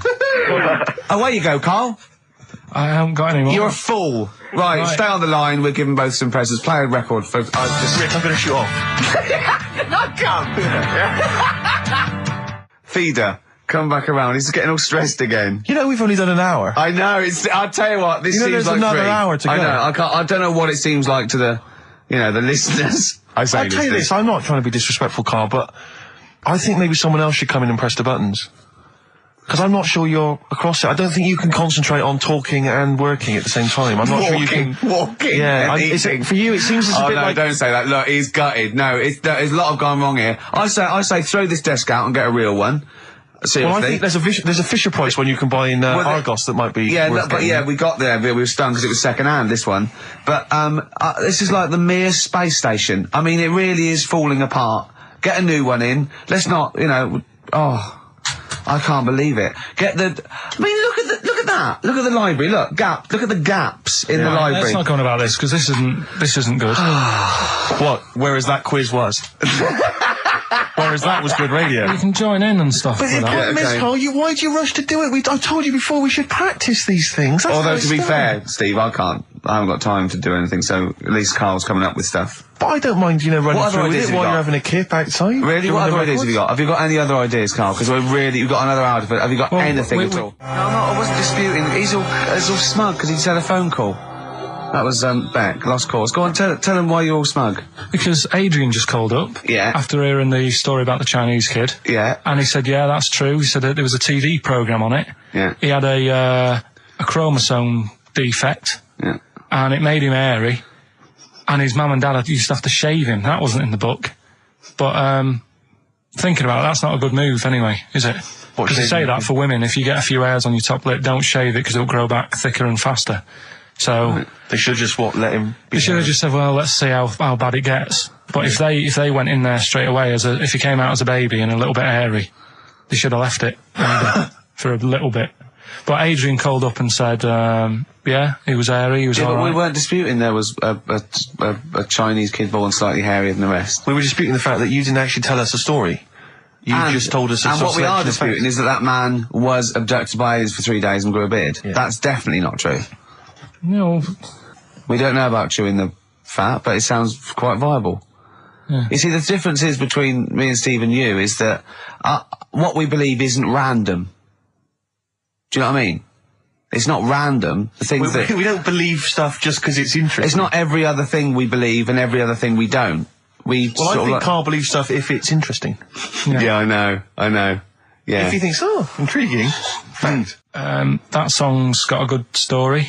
Okay. Love it, snappy. Go on. And there's loads of songs out there, isn't there, with songs that you couldn't fade out. When you hear them on the radio and that, you don't want anyone to talk over the start or the end.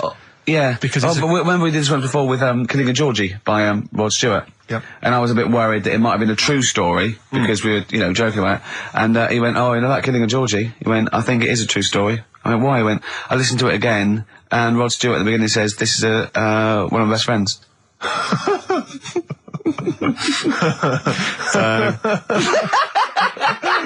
It's brilliant, isn't it?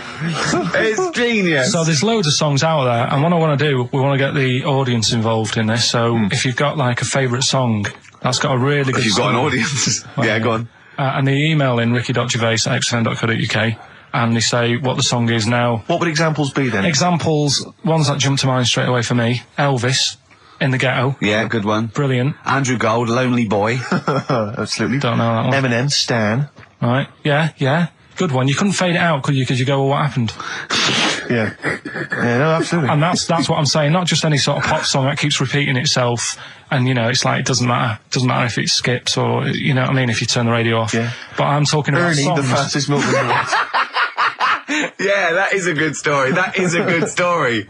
Oh. Yeah. Do you know that one? Yeah. Yeah, it's a story, yeah. Ted from Teddington, he drove the baker's van. Well, So what have we got then? Have we got one? so we're going to kick it off today with Stevie Wonder, Living Just Enough for the City. Okay. And just briefly. Sum it up. Right, Yeah. if you are nipping out, maybe you're in the car and you're about to pull up somewhere and get out, what it's all about is a lad who's growing up in, like, America in some rough area, right? And he's trying his best to do well and get a job and everything, but because of where he's from, he's stopping him doing that, right? It's like how I grew up on an estate in Manchester. I had to leave there and come to London to do all right for myself, right? And it's his whole family, and it's a tale of, like, how his mum works dead hard and works loads of hours, but the kids are always well dressed and cleaned. It doesn't mean just because you haven't got a good job, you let your house run down. Do you know what I mean? She's looking after it.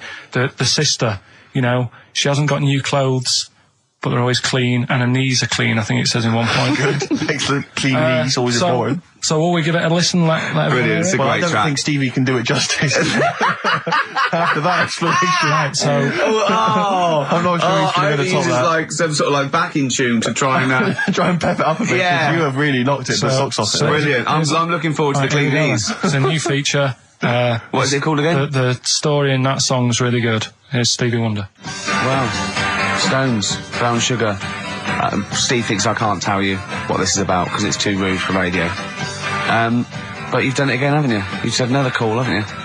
Yeah, just that drugs do make you have wind, morphine especially. That's the bad one to have. And that was from a medical student, wasn't it? Yeah. Up in Leeds, so cheers for that. Haven't had any calls about the alien abduction, funnily enough. No clarification on that so No, far. no. Keep you posted, though. Yeah. If When anything this call's happens, coming. we will let you know. Yeah. Yeah.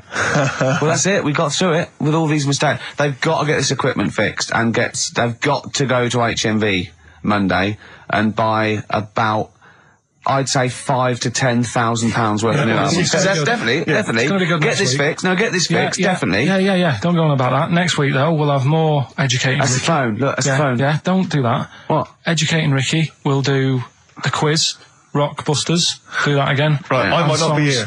here. If that's the case. And Steve, What? what have you got? What, next week? No. I'm just going to bring some sandwiches. Do you notice I was quite quiet for the last 20 minutes? Yeah. Just dozed off. Yeah, well, the air conditioning's... I'm feeling quite muggy. It's too, but that doesn't work either. And this is I'm totally serious. I'm not joking. It's ridiculous. So, Right, a song for the ladies to end with as ever. Sly and the Family Stone. It's always a favourite. If you want me to stay. yeah. See you next time.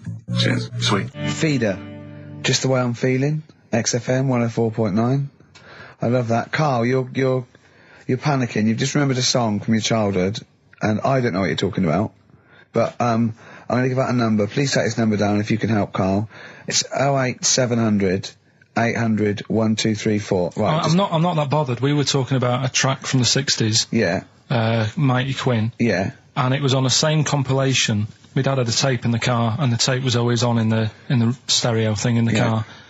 And I used to sort of sit through all this stuff I didn't like, but knowing that coming up soon was a song about a monster with purple eyes. It wasn't monster Puff the with Magic purple Dragon. It wasn't that. A monster. There must be something else about it that give people Do a you clue. remember a chorus or a few lines? It says something like, it was a one-eyed, it had big eyes, purple, and it eats people or something. The Big Eyed Purple Eater. Wasn't there a song called something like that? The Big Eyed Purple... And it was a hit, There was, was I'm it? sure there was. A song which is something like the Intergalactic Purple Eater or something like that. It's a novelty song. Rubbish. What, by the Bonzo Dog Yeah, Deagle, it's that sort of thing, yeah. I'm sure Well, it if you must know be what Carl... Look, the telephones have gone mad! Yeah, well, we'll find out in a bit. I mean, I'm not that bothered. I'm not going to buy it. It's just that we were talking about songs and that. It'll be good to know who it was. But Yeah. right, Rockbusters. that. Okay, now how long... Where did you get Answer the... the phone. What do you want to just answer Well, that? answer the phone, so just answer the yeah, phone. see what it is. Just see if someone's... Hello. Hello, mate. All right. Yeah, that song, I don't know if it's by, or is that what you want? That's the bit I wanted. really. What's the name of the song? Well, you know how it goes, it's like, born nights on and dawn out a bit, Yeah. Oh, yeah. Sorry, I don't think you've helped much though. You can't remember what it's called or who it's by.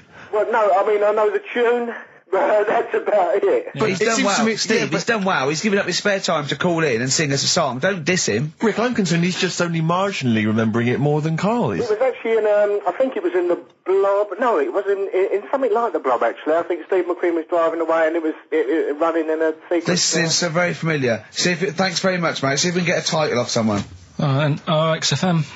Hello, yeah, I know the name of that tune. Go on. It's the Purple Eyed People Eater? Yeah, that sounds about right. And who's it by? Yeah, well, I'm just at work and, Who is it by? It came to my mind. Do you know who it's by?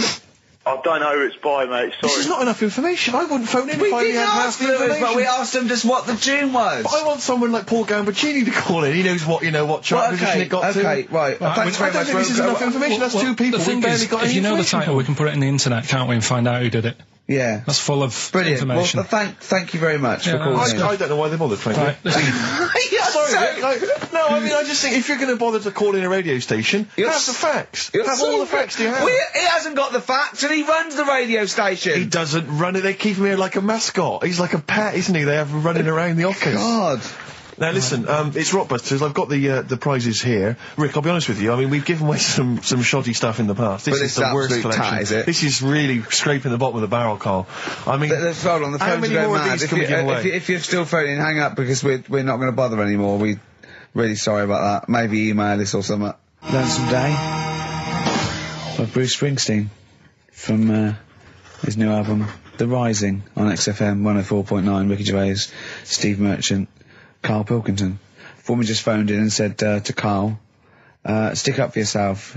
Don't listen to that Merchant. He does my head in. He's so arrogant. I don't think I'm arrogant. I think I'm mean. Yeah. I just think I'm sort of objectionable. I don't think it's arrogance. I think it's sort of nastiness. Yeah. I'm just not a very nice person. But believe me, I'm not arrogant. I think I'm pathetic. We've had a lot of emails saying, could you bring back White Van Carl? Oh, yeah. Which is that section of the show where we ask the questions that the Sun asks Someone various else. random punters of Carl. But sadly, recently, they've got very politicised and very kind of, basically a little bit depressing. So there's not really anything appropriate. Supergrass, Seen the Light, XFM 104.9. We're a little bit worried. We might have a technical hitch here. We've had no emails, and usually we get loads and loads. So we're worried it's us. Can someone send an email? Yeah, just a test email. Yeah, but we won't know if they have or not. They might just be ignoring us. No one might be listening, Steve, so this isn't proof. I guarantee there's at least one person who would send an email. Maybe if Dickie Anderson's listening, he could do it for us. Anders! Do us a favour for all the pleasure we've given you over the last few years. Ricky.gervais@xfm.co.uk. If you haven't heard the Rockbusters, might as well give them out. Well, let's check the emails working before we do that. Yeah, otherwise it's a complete... This whole show has been a sham and a farce and a waste of time. Well, I think they can take that as read. Well, listen, still to come, right? We've got the monkeys thing. Oh, chimpanzee that! And when I was out last Sunday, right, at Johnny's birthday party, Steve was there. Yeah. Got talking about stuff. And a debate that we didn't really finish cropped up. It blew your mind, didn't it? Amazing. Oh, I know about this. Steve told me. This is the infinite amount of monkeys. Or a monkey with a typewriter at an infinite amount of time would eventually come up with the works of Shakespeare. Yeah. There was no debate. It's a philosophical, mathematical problem. There's no debate. It's true. It won't happen. No, listen, Carl, listen. Infinity sorts it all out for you, right? An infinite amount of monkeys at a typewriter, right? They do everything. They type everything. Infinity just sorts it all out for you. There's no getting to it and they're going, oh, well, let's have a look what they've done. This one's come close. Did Romeo and Juliet. It would do it all. It would type everything ever possible, conceivable. Yeah, but... It's a mathematical... Well, we've heard your side of the argument, Rick. And I'll be honest with you, it's a persuasive one. But let's hear Carl, because he heard about this in a pub last week. Yeah, so what's your problem? What's your problem with it? What's your problem with it? Well, first of all, right, you're saying it's a load of monkeys. It's not just one monkey that Depends. can live forever. No, wait. It's either a chimpanzee with a typewriter with an infinite amount of time. He would eventually, by definition, mathematically, type everything ever possible, okay? Or it's an infinite amount of chimps with typewriters, and one of them will type it first time. But already that's not right. You either need to have What do one you mean? monkey. What? You mean let's hear his employment point. laws? He What do you mean can't- it's not right? Let's hear him out, please. If it's one monkey Yeah. with a typewriter that's got loads of ink in it and that, right? At least it knows where it's done in the past. It's not... Keep going. Crime. If you've got a load of monkeys, it's like if you have too many. What's that saying about too many chefs? Too many chimps spoil the soup. Right. Well, it's the same thing. It's like, well, I didn't tell you to put salt in it. I was going to put salt in it, and it messes it up. Whereas if it's just one, they know what's gone on. So what I'm saying is, just leave him go. I can't be bothered. I want to hear. I want to hear the rest. This blows my mind. He doesn't know what this does to me. It's a mathematical problem. I want to hear the rest. well, it's just I just don't think it will happen. What do you mean you don't think it'll happen? Infinity works it out for you by definition. Well, what's stopping them typing the same thing again? They would. In fact, the problem should be if you had an infinite amount of time that it would type. It works for Shakespeare an infinite amount of times and everything else an infinite amount of times. But you know, that's not as. But not Shakespeare. Oh, shut up, you idiot! Rick, do you know what he said to me? I said to him, I explained it to him. I said, God. you've got an infinite number of monkeys, infinite number of typewriters. They will type the complete works of Shakespeare. He said, have they read Shakespeare? You're an idiot! Play a I record. said, no, I'm not having this they're not conversation. doing it from I'm not memory. having it because it really, really winds me up. But you're saying they'll do it with no spelling errors. Well, they do it an infinite amount of times. And they do it wrong an infinite amount of times. And they spell the last full stop wrong an infinite amount of times. And they get one thing wrong in Hamlet wrong an infinite amount of times. They do everything an infinite amount of times. But are they going off a story that they've... Play a record, Carl, because I'm going to knock you out. I'm just saying, Shut up! do they know the story? Oh, They're monkeys! Oh, Christ. No, Right, okay. Right, Carl. She's a girl and I'm a man. Good that, innit?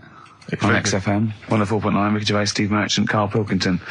As Yeah. ever, Rick, there's always someone who steps in to defend Carl. Okay, what is the defence? What is the defence? Here's an email from Scott Coomer. He says, Carl is actually right. I've got an A-level in statistics and probability. It doesn't matter how long they have and how many monkeys you have. You cannot guarantee they would type the complete works of Shakespeare. Infinity makes it probable they would get it right, but not definite. Yeah. Well, yeah. Yeah, that's what I was saying. No, you weren't saying, Carl. You don't understand it. Infinity sort of sorts it out. That if they do anything, they nearly do everything, won't they? No, I mean, they'll give it a good shot. on that. No, that's not the point. But the I'd point be is this. surprised if they did one page right. Right, listen. It's not to do with consciousness. It's not to do with them aiming. They are It's- just bashing away It's at the like keyboard. it's like they're used to show that there isn't consciousness. They chose the chimpanzee because it can type, presumably, hit the keyboard. It's because they hadn't come across you at the time. Yeah. It's to take out thought out of it. It's to take out reason and trying, right? It's just random. They're saying that if you typed enough things, if the computer was left typing everything, if you left it for an infinite amount of time, and they chose Shakespeare because there is meaning behind it, and it's difficult to get it exactly right, to show you that Infinity would come up with it's not just Shakespeare, it's every novel. It's everything. Fairly eloquent there from Gervais. A quick riposte, please, from Karl Pilkington. No, I'm just saying, what I don't understand, if it hasn't read it, then how does it know where it's going? Listen, right, listen, right, Can I just explain to people, right, some people have said, oh, why are you cruel to Karl? He drives me mental with things like that. What do you mean, well? Can I just, let me just, You do my you just editing. take a breather for a How do moment. I do your editing? It keeps coming in the week. You know that I work here properly, yeah, in the week, don't I? Yeah, I've got a proper job, yeah? Yeah. Should be 9 to 5, but I normally get in at about 8 o'clock and work A lot till of people about getting 8. 8 o'clock. Working hard, trying to do my job. 3 times this week, I've been rushing around. I walked past my little studio. He's sat in there, all right? Now, because I've got this sort of job, I can get away with it. I said to him, if I was a doctor, would he keep coming to me practice? If you were a doctor, there'd be severe problems with the NHS. Well, Oh, imagine that. The standards would have lowered so much We go if to you can lunch. arrive at the hospital, you're a We'll doctor. pop in, I'll go to lunch, don't we? We have a little lunch break, don't we? I go, come on, let's go now. He goes, I'm busy. I go, come on, let's go now. He's going, no, you're doing me head in. Well, when I was talking about the monkey conundrum with Karl, he said to me, right, if I had a day off work, and I was, say, watching the TV, and with one hand I was typing a typewriter, would I type Shakespeare? I mean... Yeah, but you see, there's certain things. We were talking a little bit about this stuff the other week, weren't we, when we said you were going on about Einstein, and I said he's not that good. You know, E equals MC squared. You know, it sounds good, but I've never used it and that. Right? I've never used it! You haven't used 2 and 2 equals 4, Carl! The fella with an apple fell on his head. You know, it could have been anyone sat under that tree. Do you know what I mean? It's just annoying. Lucky. And It just happened to be a genius. Newton gets all the credit do you know for what his I mean? laws of the universe. Well, other people were working whilst he was having a lunch break under the tree. So in a way, it's like he didn't deserve to have that success story. Again, forget the apple and the tree and whether he was sitting down having a lunch break. It's totally irrelevant. Yeah, but what I'm saying is there's certain things that will just happen. You know, it's like, I think we were talking, when we were out eating the other week, we were talking about Noel Gallagher. Well, this is the reason the monkey discussion came up, right? Noel Gallagher... I don't know what to say. I don't know what to say. Rick, I don't want to misquote Noel. I'll be like Herbert Lom in Clouseau. I'm going to get a twitch whenever he opens his mouth. I don't know where to start with some of his statements. Well, as I say, this discussion began because we were talking about a quote that Noel Gallagher supposedly gave. Now, I don't want to misquote Gallagher, but the gist of it was that he said, had I written Wonderwall or whatever, instead of the Beatles writing Strawberry Fields or whatever, I'd be the one that was considered the great songwriter, and it wouldn't be the Beatles. You know, it's just the fact that they came first that meant that they get all the credit as being the greatest band. I don't know where to start with that statement either. I mean, that's Gallagher's thing, and he's, you know, well, whatever. We know what we think of that. What was your point, Carl? You agreed with him, didn't you? Yeah, I reckon. Right? Do you know we've talked about putting a baby in a room before, and it'll know what colour it is and stuff. If you got a room that's painted red. Right, but forget that, because that's going to confuse Hear him out. Listen to me. Say if they did some new TV show, right? Like, what's that film with Jim Carrey in where The Truman Show. The Truman Show, right? So they make up a little room, and some woman has some kids, and you say, right, let's put the kids in this room, and they don't know what's going on outside. They don't know anything about, like, EastEnders and that. It's like their little world, right? They don't know anything that's gone on. How could a child survive without EastEnders? Right, listen. So he's sat in the room, right? And then when they're all asleep, right, Wait for this bit. someone Have you heard this? Yeah, bit? wait for this bit. They're all in a room. Yeah. They're asleep. Yeah. someone pops in, puts a guitar next to the bed, right? Nips off out again. They wake up in the morning, and one of them goes, "What's this?" They don't even know it's a guitar because they've never seen one, right? They're talking English though. Yeah. We just left guitar out of the vocabulary. Right. So There's plenty more to come.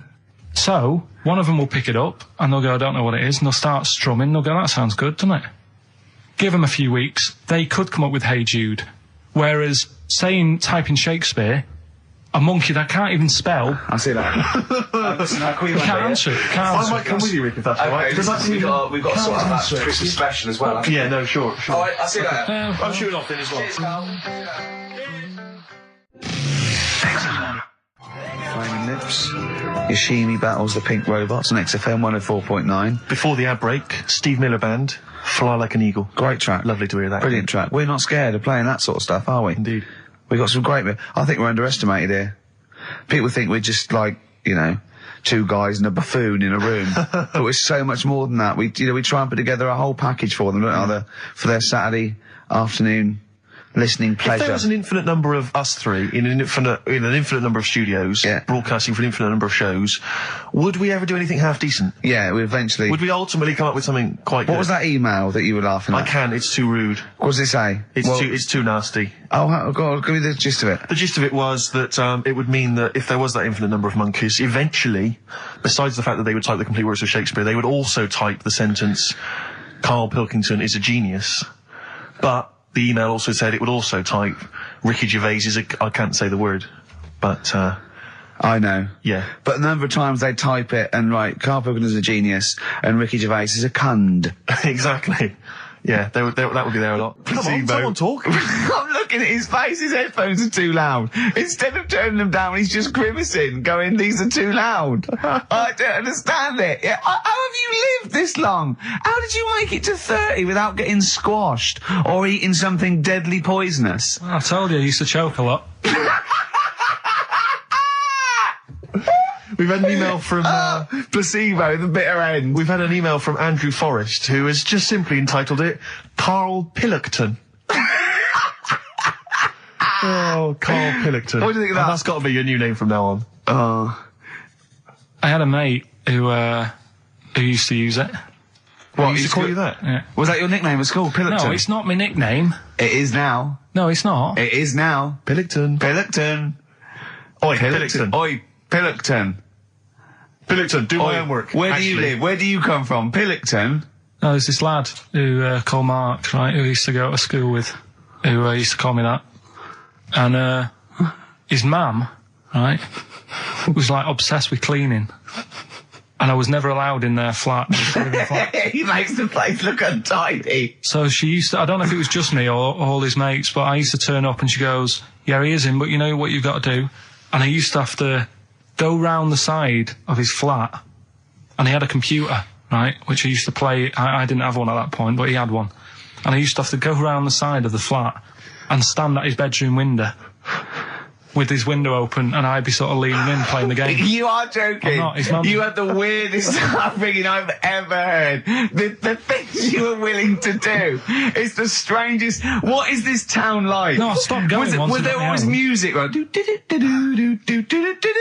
There's the horse in the house there. Oh, look at these two kids with big heads and webbed feet. All right, Ronnie. All right, Reggie. What was it like? She was obsessed. It is like you've grown up in a cartoon made for children. Yeah. No, his mum was really obsessed with cleaning. When Can I play through his window? I used to... Mrs. Ramsbottom, can I play through Mark's window? Aye, you know what you have to do. She used to be up till about 3 in the morning. Pilkington again. Have you washed your hands? What, up till 3 in the morning? She Washing? used to be up doing the tiles in the kitchen. Washing until 3 in the morning? It was at 3 in the morning. And for ages and ages, that saying that out on the tiles, I used to think that came from, like, his mum. Because she was out, like, cleaning them late. So, till I was about 13, I thought that saying, out late, on the tiles, Yeah. was... And now you're not confused by anything. Well... There's no misunderstandings in your life now, is there? See the grass, seen the light. I just think of people... sort of a Saturday going, you coming shopping? I go, I can't, I'm listening to XFM, there might be some monkey news. And they waited 2 hours for that. What sort of a show has a feature called Monkey News? Well, I have to say, the monkey story has been corroborated. Which one? Well, this one, it says, police in Britain this week are on the lookout for a very different kind of burglar. A chimpanzee who has been sighted breaking into a house in Hackney, stealing a mobile phone and leaving. The chimp is also the prime suspect in a break and entry in a nearby house where part of a radio was taken. One policeman stated that it might have been trained to steal, but a monkey's not going to think, that's a mobile phone, I'll just have that. Look at Carl's face. Yeah. Fact. That's fact. WC, featuring Snoop, The Streets on XFM 104.9, Ricky Gervais, Steve Merchant, Karl Pilkington. I think we should kick off with a bit of a competition. I think we should get the listeners involved here. Phone up if you want to play XF Family Fortunes. Now, a lot of people, of course, won't be familiar with this because we played this in the very early days of XFM. Yeah. Do you want to explain the rules, or do you just want people to phone in? It's like Family Fortunes. We need 2 of you. I asked Do you remember we discussed this before? You can't say that. Yeah. And so get 2 on the line. You're competing against each other, and so it's fingers on the buzzers. Will you stop chewing, picking your teeth? I mean, even if the listeners can't hear, it really annoys me. It is a bit like having a chimp in the room. Do you know what I mean, Carl? Right. Have you ever seen him eat hot food? No. Honestly, it is like a chimp. And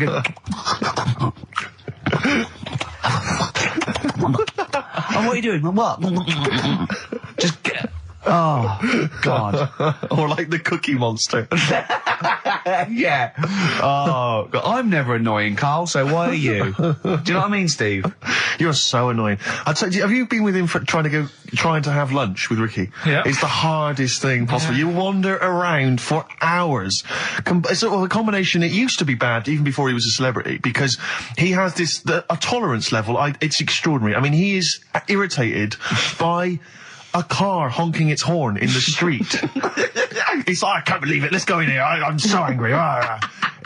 He gets annoyed by police sirens, by rain, wind, birds in the air, other people in the streets. They're the most annoying. Children particularly, whether they're in a school playground we happen to be walking past, whether they're on TV. It's just noise that isn't mine. Well, I know, but this is the thing. You are the most irritating man I've ever met, without a shadow of a doubt. I mean, you know that, Carl, don't you? I mean, noises he makes. It's extraordinary. I mean, I've been editing some behind-the-scenes footage we shot of making the second series of The Office. It's extraordinary. I've had to cut sequences out involving Ricky because they'll just think he's a gibber, just think he's an idiot, like some kind of puppet that the rest of us are controlling, because he's shouting, he's whistling, he's honking, he's making noises, he's dancing around. It's extraordinary. And if you're out trying to find somewhere to eat with him, all these irritants, all these annoyances, and it's, oh, that music's too loud, I don't like that particular song, I'm not going in there, there's more than 8 people in that cafe, I'm not going in there. It's just extraordinary. I think we need a woman. I'm thinking of hiring a woman, like a PA, to just go out ahead of us, scout ahead of us, go in, you know, and she can just phone back and say, oh, sexist. Oh. Or a guy. Oh, that's or a fella. Oh, sexist. Or a fella. Just to scout ahead. Oh, I'm phone thinking back. of hiring a woman, subservient role. We couldn't hire him. Oh no. Oh, sexist. Well, that or a chance to meet a woman. Yeah. That I'm also paying. It's like paying for him. Exactly. Slightly more above board. Yeah. So, if you want to play Family Fortunes, call up. What's the number? 08700 800 1234. Yeah, it's just like Family Fortunes. Two of you are competing for some great prizes. And, I go, something you know how it goes, and then you go Buzz and play it on board. It's not as high tech as Family Fortunes. Current single from Nick Cave and the Bad Seeds, that's Bring It On. Yeah. On XFM 104.9, Ricky Gervais, Steve Merchant, Karl Pilkington, and 2 people on the line to play XF Family Fortunes. Brilliant. Hello. Steve first. Steve, hello. Steve first, hello, how you doing? You alright, mate? Where are you calling from? From my pub in Barnes. You got a pub?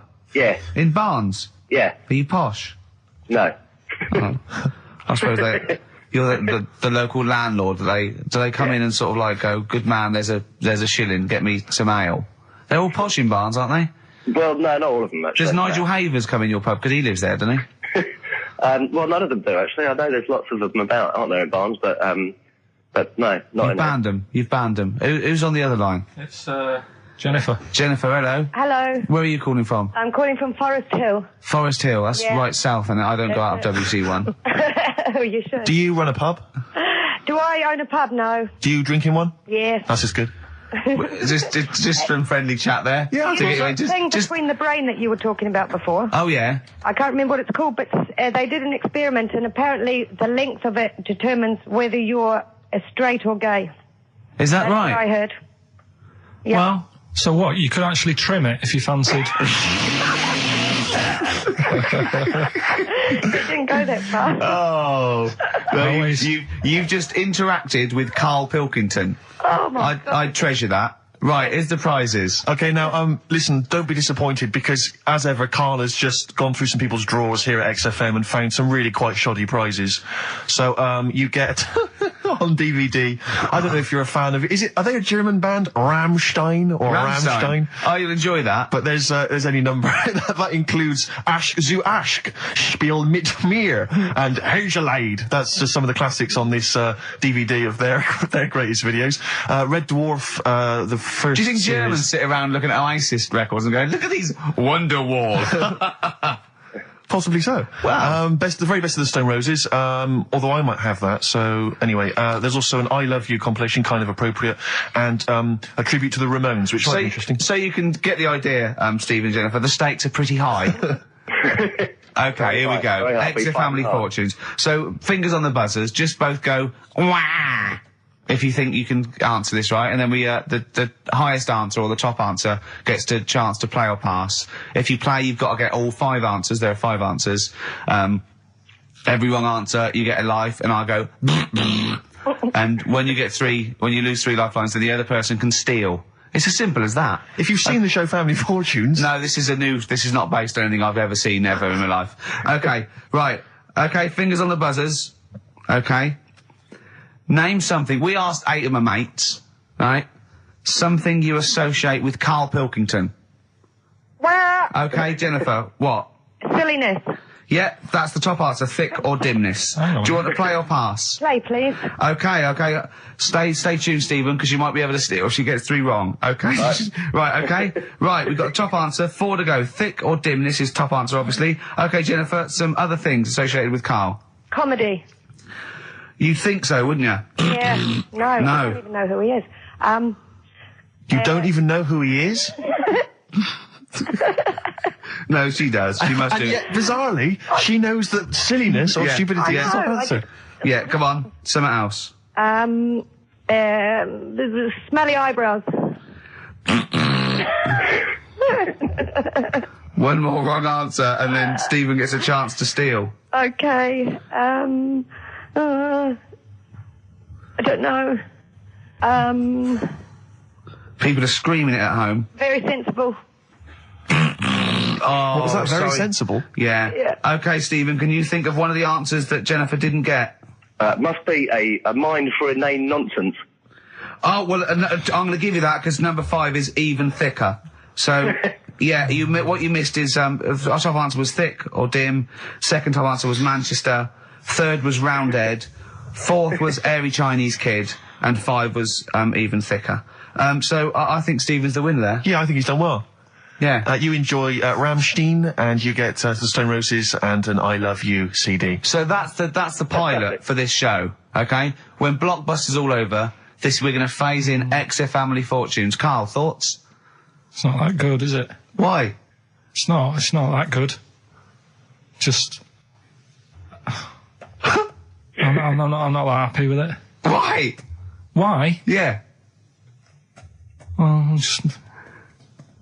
What else? What? No. You're definitely right about that top answer. Well, thanks. So Stephen wins all those prizes. Yeah. And Stay on the line and we'll take your send, address. and we'll send some to Jennifer as well for even bothering to talk to Karl. So what's this, Karl? What are you playing now? That badly drawn boy. Yeah, excellent. What Bye. am I doing Rockbusters then? Later. Can I just, sometimes I get told off by Karl. He gets a little bit sulky if I slag off the prizes that he sources for each competition. This is from Rob in Croydon. He's a former winner of Rockbusters. Yeah. He said he didn't even know what the prizes were going to be when he entered. He won, and sure enough, for one night only, he was a hero. The following morning, it was just Rob again, and all I had to show for my triumph are 5 compilation CDs I'll never listen to. Yeah. And 2 DVDs I'll perhaps get £9 for on eBay. Please get some decent prizes. Ricky, you're BBC's golden child of comedy. What are you doing? How many of your listeners really are into Stephen Polyakoff's The Lost Prince? No one. That's how many. Now that is a winner. That's someone who's got a reason to like us and Karl, like you. I think he's got the same attitude as Steve when you give him something for free. Yeah. Yeah. Sorted you out with NERD tickets for last night. A lot of messing around, a lot of phoning round going on to get you them tickets. Yeah. Come in today. You enjoy the gig? Couldn't be bothered going, Karl. Typical. Yeah. I didn't say I couldn't be bothered going, Karl. You just assumed that was the case. You're right, but Well, the point is this, Karl. Once you've given me the tickets, they are mine to do with as I see fit. the thing is, what annoys me is, right, I bet he hasn't even listened to them CDs. He might find something on there. That's his point, I think. Yeah, to be fair. But I don't want to give them stuff that's too good, because then they'll listen to CDs instead of XFM. Of course, there's always careful planning. So... You always got an answer.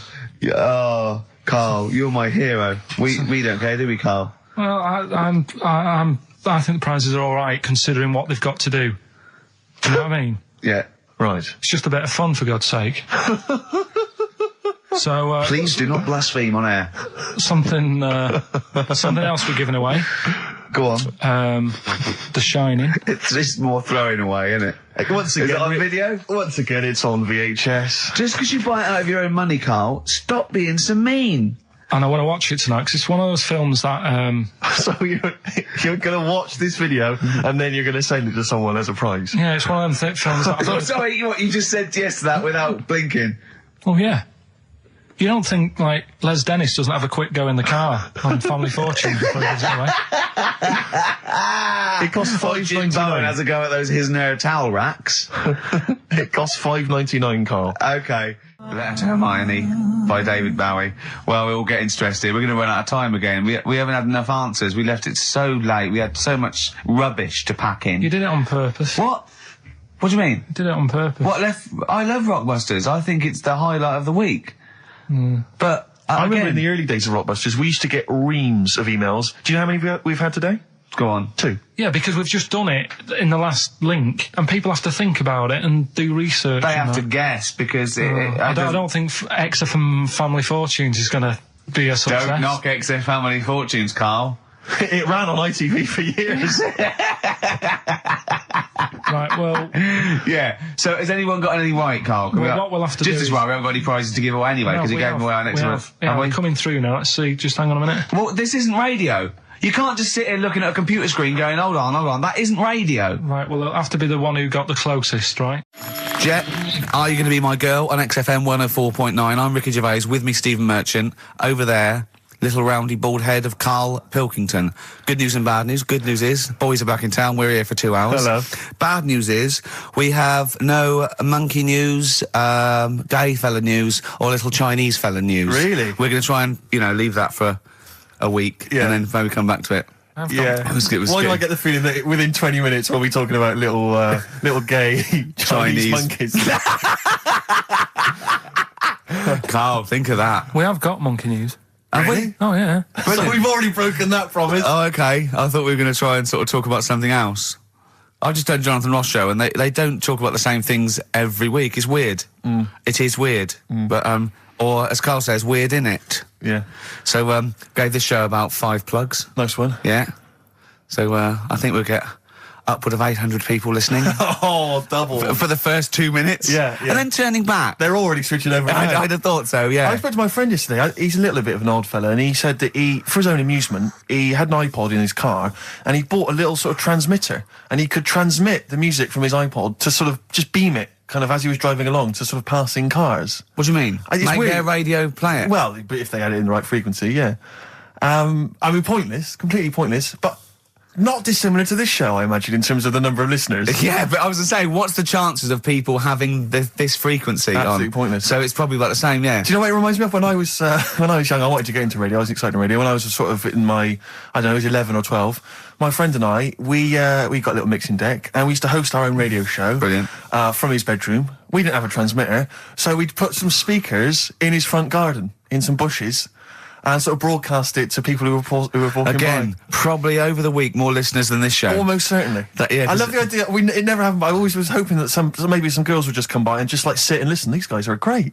I don't know where these sounds are coming from. It seems to be that bush, but or Noel Edmonds coming along going, "Who are these guys? Yeah. Can you get on my breakfast show? Can they stand in for me when I go on holiday? Yeah. Yeah. I did, I did sort of pirate radio. No, go on. Got into hospital. yeah, the normal radio, but you had an eye patch on. Go on. Dad was in hospital, right? And he was having some operation done, right? And went to see him, and didn't have that much to say to him, right? So I was sat there. Well, it's awkward though, isn't it, when someone's ill? Yeah, sure. And you don't know. Boring, isn't it? Boring. So I was flicking around on that little radio thing they have. Yeah. And I heard they had a radio station in the hospital. So I said, I'm gonna go and join this. So I wandered off to go and find it. Yeah. Sort of joined that. Did a little show on there. Thought I can sort of get out to the masses here. My mate made a little transmitter. Did a little pirate radio show from the... got kicked out because they found out, and apparently I put the station at risk because all the stuff could have been taken off us. But from Little Acorn, 16 years later, he's on a show with less listeners. Yes. Brilliant. Can you imagine if you've gone into hospital, you're already pretty depressed, there's the fear of these super bugs in the hospital. Yeah. Maybe you've got some quite serious illness, you don't know if you're going to make it. His voice is what you hear to cheer you up. All right, weird, isn't it? I saw a programme about a parasite the other night. Yeah. Apparently, they get in through your eye and eat their way up through your genitals. Yeah. Anyway, You here's think you've got it Radiohead. bad? Yeah, exactly. Play a record, Carl. Stone Roses, yeah? Oh, Fool's Gold. Classic. Stone Roses, Fool's Gold, XFM, 104.9. Brilliant. Can't help but notice you've brought some sandwiches in, Rick. What's in them there? Cheese and onion. Cheese and onion? Yeah. Because I've never, ever seen you make sandwiches before. I've seen you take a piece of bread out of a loaf and sort of fold it in half. Crumbs everywhere. Well, Jane made that for me because I was in a bit of a hurry. I didn't think for a minute that you Why? made Because it looks neat. Well, they're wrapped in the tin foil. A knife has been used. As opposed to chewing round the baguette. Exactly. Yeah, breaking it in half. Yeah. Albert Steptoe. Yeah. Yeah, brilliant. Yeah. Nice? It's great, but the onions are strong. Are they? Making my eyes water. Yeah. If I go and breathe on you, it'll cure any sort of skin disease you might have. Skin disease. We watched that, Karl, you know, that Karl was raving about that thing about parasites, about worms coming out your brain and that. And I watched What is this? Is it a TV show? Yeah, called Body Snatchers. Right. And it was pretty fascinating. And, I mean, amazingly shot as well. I mean, it's got to win an award for photography. Yeah. And there was one bit that this little girl had been bitten by a mosquito and laid her eggs, and it went to the doctor. She had a lump on her neck, like a boil. And they pulled it out, and it was like a bullet, this maggot. And they put it down, and it was wriggling in her blood, right? But the hole left was sort of aesthetically pleasing. You know, like that feeling you get, like, I once had an ingrown hair, and I quite liked it when I pulled it out. And it's a perfect little hole. And I thought, I wouldn't mind having those as long as they sort of like healed over. What are you talking about? I don't know, it's weird, isn't it? But why would you want a hole in your body? No, it's got pulling something out, sort of like pulling something out of your body. It's I sort don't of know what you're cleansing, talking isn't it? No, but it's sort of like, I don't know what This is it. You watch one programme recommended to you by Karl, you've turned into Karl. You want a hole in your body? No, it was like, you know, like squeezing a really good sort of like spot. I mean, I haven't squeezed spots for ages, and I'd never had spots, but maybe that's it. I didn't have spots. Right. And I always thought that'd be nice, squeezing a spot. I don't know what you're talking about. Why I would don't these know. things be I don't know what I'm pleasurable? talking- Why would an ingrowing hair? That's Yeah, it was great good. fun. That was good, because I got it. It was like a little lump, and I pulled it, and then it pulled out, and it was like left a little... I know what you mean. Because Yeah. I get thick hairs Yeah. and Yeah. like really... Oh, when they come out, it's like a bit of wax. Yeah. Like putting out a little candle. And I that's- love that. What? Yeah. Because I've got not much hair on my head, No. right? It sort of grows thicker on my face. No, not true. Sure, but go on. Yeah. No, it does. Not true, baby. Go on. No evidence for that. Just made it up. So it grows sort of thicker on my neck and that, and now and again I'll see like something that's like a twig, right? It's really thick. Yeah, you feel it, and then you think, oh, I'm going to have that, and then you work at it, and then when you get hold of it, it's brilliant. It's like pulling out, it's fantastic. It's waxy and build up, and it pulls it out, and it stretches your skin, and it leaves a hole. I've just realised why we talk about Chinese people, monkeys and gays every week. Why? Because this is a sort of replacement. This is what we've got if we're not talking about them. But it was great as well. And there's this parasite, right, that lives in a fish, right? And what it does, it changes the fish's behaviour. Because to breed, it has to get its body temperature up, so it has to get into a bird. Right? What needs to get into the bird? The fish? Parasite to complete parasite its needs to life get into a cycle, bird, yeah. right. So it changes the behaviour of the stickleback, and it makes the stickleback sort of suicidal. So the stickleback doesn't flee when it sees a heron; it gets caught. Right. Because this stickleback has changed its behaviour. Karl didn't quite understand this. I Did still you? don't really get it. I watched it and you see like the fat fish and that, and you go, oh, it's not well. But I don't understand. Well, all it does is it has to get into a bird because it has to breed. To lay its eggs, it has to have a raise of body temperature. So it has to, a fish is cold-blooded, so it has to get into a bird which is warm-blooded. There's lots of things. There's certain things at that level. Why is it doing that? Because it needs the temperature. It needs the heat energy for its reaction. Just like, for example, that's why your balls are on the outside. Because the cells have to be a certain temperature to survive. I don't know if it's the sperm or Sertoli cells, but they have to be a couple of degrees below body temperature. Otherwise, they'd be in a nice cage and we wouldn't get kicked in the nads. What do you mean? That's why your testicles are on the outside of your body. They have to be a couple of degrees below body temperature. Yeah, but it's not. That isn't why they're there. You see, this is like the chat we had last week about the giraffe having a long neck. What do you mean? They're there because that's where they happen to be. They didn't go right. Well, that's what evolution is. It's a selection process. It's not a will.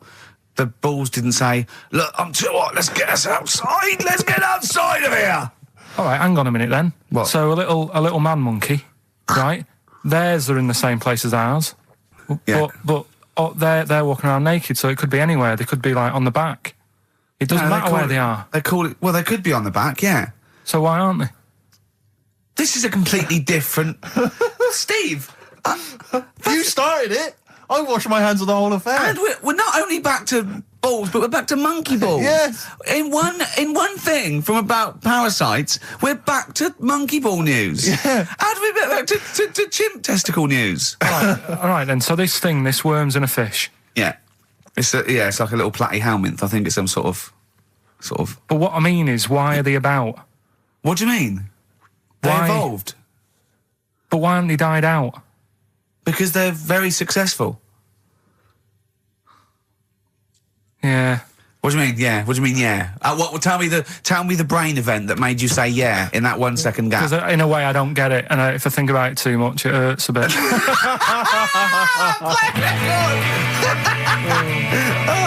They've just been around for years, Carl. Yeah. Like Cliff Richard or something like that. Yeah. Forget About Tomorrow by Feeder on XFM 104.9. Carl is in some pain now, isn't he? What angers me is the fact that the listeners, at least they get a record. They get 3 minutes where they can just relax. They don't have to listen to this drivel. I've got to sit here for another 3 minutes while you try and explain to this idiot why we have a parasites and why we have fish and why, you know. It's just interminable. Oh, Carl's question is, what's the point of a parasite? I was saying, well, they evolved alongside everything else and it's part of the ecosystem. He's going, but why is a parasite in a fish, in a heron, back in a fish? And I said, what's the point in anything, right, apart from the balance of the ecosystem that survives at any time? And then Steve went, Carl, you should have done this when you're in sixth form. Yeah. Questioning the point of life. Yeah, and you should have existence. had these existential questions, you know, when you were younger. Did you ever used to lay awake at night thinking, where did the universe end? No. I did that when I was about 6 or 7 for about a year. When someone said it was... He was lying awake at night thinking, where does Manchester end? I assume it goes on forever. They've made a map, haven't they, for the for the universe? Yeah. Right. Well, yeah, as far as they can, yeah. Big, is it? It's massive. Yeah. But if you're that lost, you know what I mean? Forget the map's map. not going to help you. Sure. If you're that lost, forget it. Look, we're never going to make it. We're not going to live 400 light years. We're not going to... Of course, you could take a shortcut through a wormhole, couldn't you? What's that? Oh, no! Let's not talk about the universe, please. Let's talk about something that you could comprehend, Carl. Well, listen. Were you on Richard and Judy yesterday? All right. Yeah. Tell us about that. It was good. It was good fun. Yeah. It's a bit surreal. Is it? Yeah. It's nice. It's nice though. There's something charming about them. Do you know what I mean? They go off on tangents. They sort of digress. They suddenly think of something. She suddenly go, oh, my jumper's itching or something. You know. Yeah. And it's quite charming. It's not annoying at all. Yeah. And I'd never seen them through before. And I hope I didn't insult them because I said it was like an adult Blue Peter. Right. But in what way? Well, they had a Christmas wrapping competition.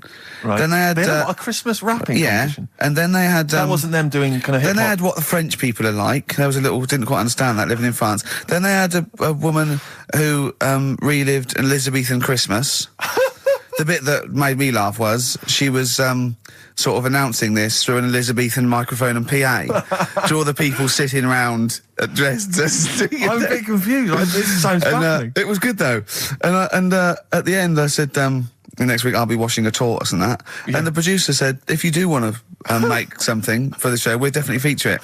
So I might make some of those things that you spoke on Blue Peter, like send in sort of, you know, I remember they made a chest of drawers out of 3 matchboxes. Yeah. For Barbie doll or something, or Action Man. I seem to remember them showing you how to make a dusty bin once. What, on Blue Peter? I made one, I remember making one. Really? Yeah.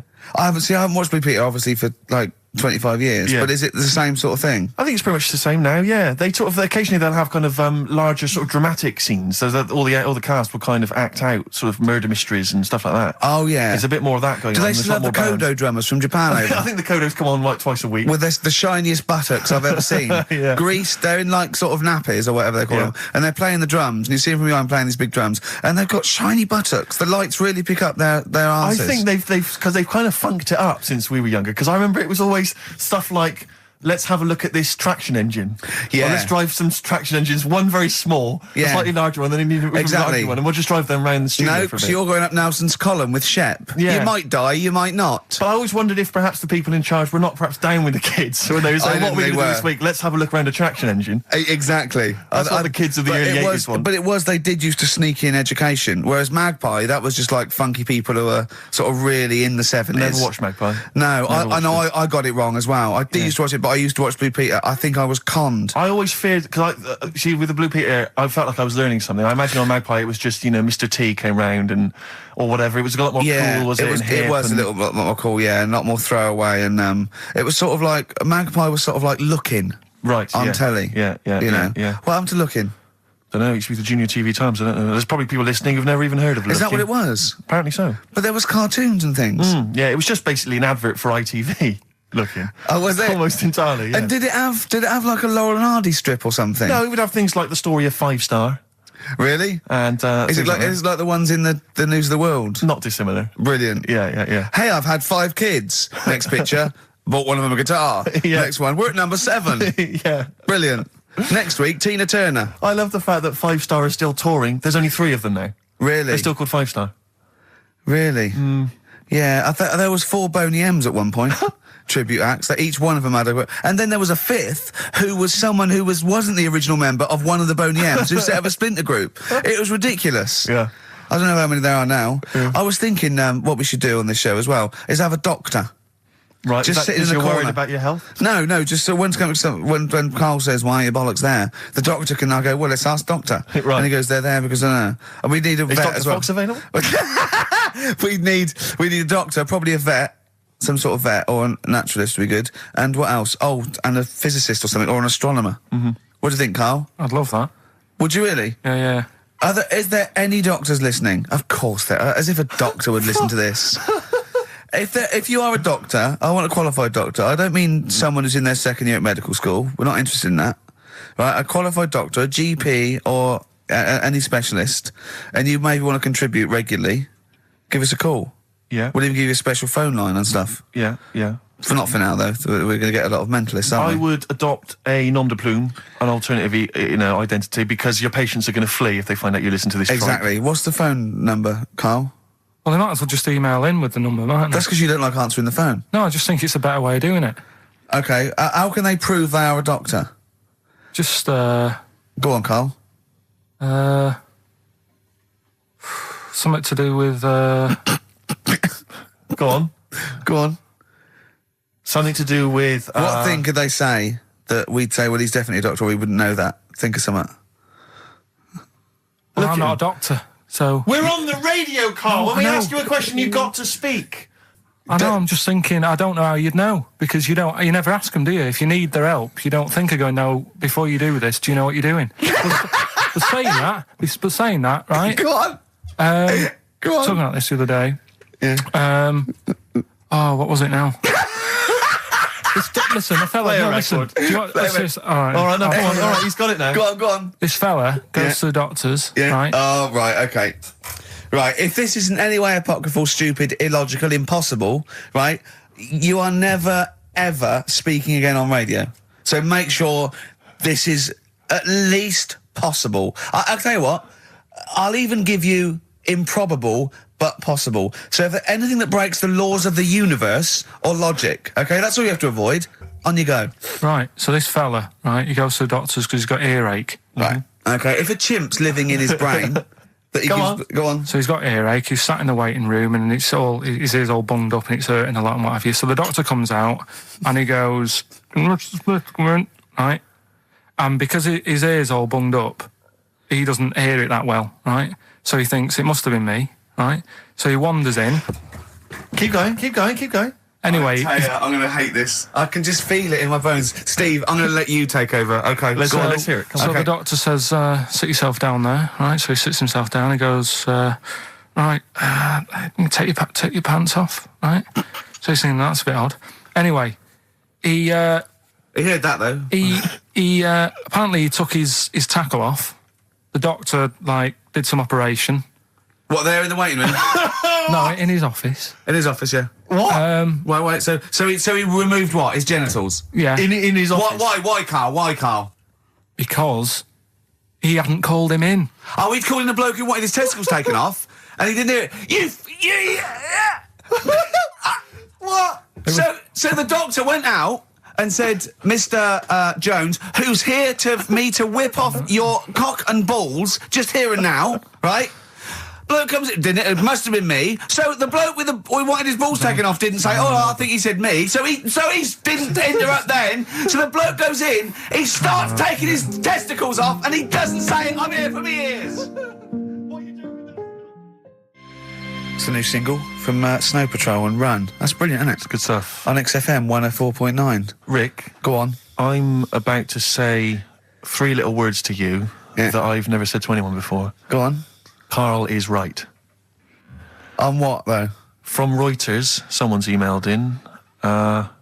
A Brazilian man who went to a clinic to have an aching ear checked ended up having a vasectomy after mistakenly believing that the doctor had called his name.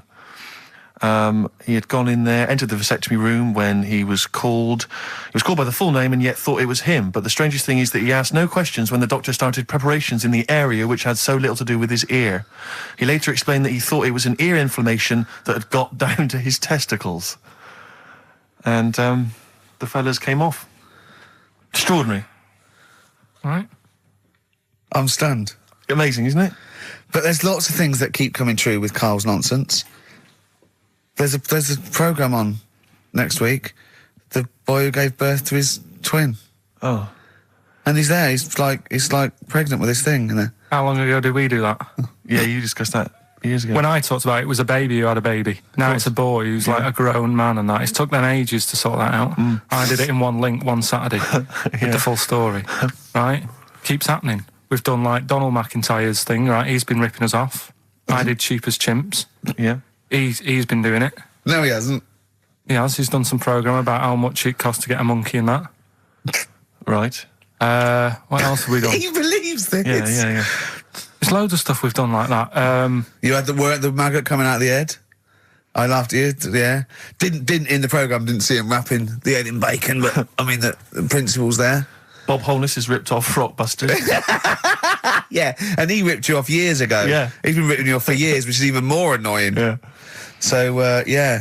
Interesting. Yesterday, you know, Rich and Judy gave you the tea picked by monkeys. Yeah.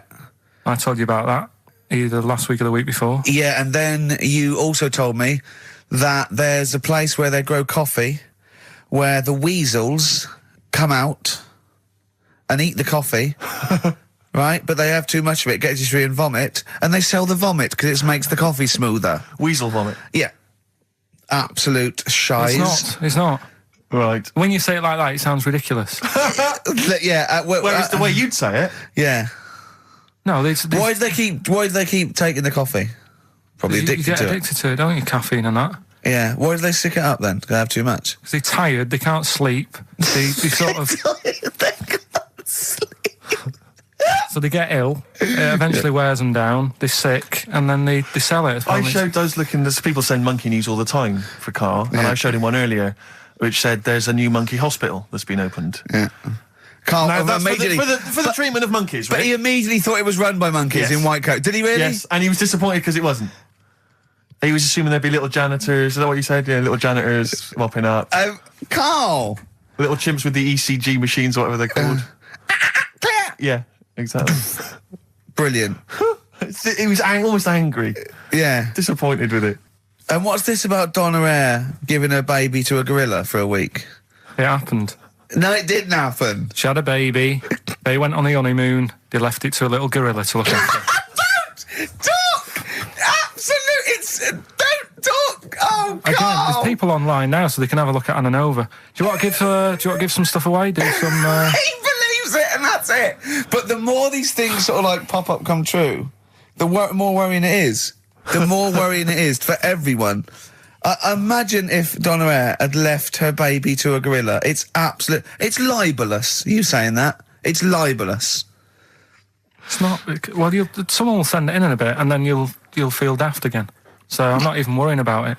Okay. Right, you've got some rubbish to give away, did you say? Yeah, we've got some stuff to give away, DVDs, stuff like that. Well, let's play a record, let's do the Any competition VHSs? afterwards. Any films on VHS? Yeah, a couple of them in there. For $4.99? Yeah. Supergrass. Yeah, excellent. What is the competition, incidentally? Doing songs of phrase. No. Supergrass, late in the day on XFM 104.9. There's too much to get through here, Rick. Go on. There's too many things. We've got to systematically Am I work going to through eat my this words? list. Well, before that, you know, we get emails all the time. They're coming through all the way through the show. And I open them, and a lot of them, because everyone's contributing, it's brilliant, but we can't really absorb everything. There's too much coming through. So I tend to open them quickly. I have a look, see if there's anything we can sort of make sense of, and close them again. Sometimes Karl looks at the emails as I'm opening them. One opened just a minute ago.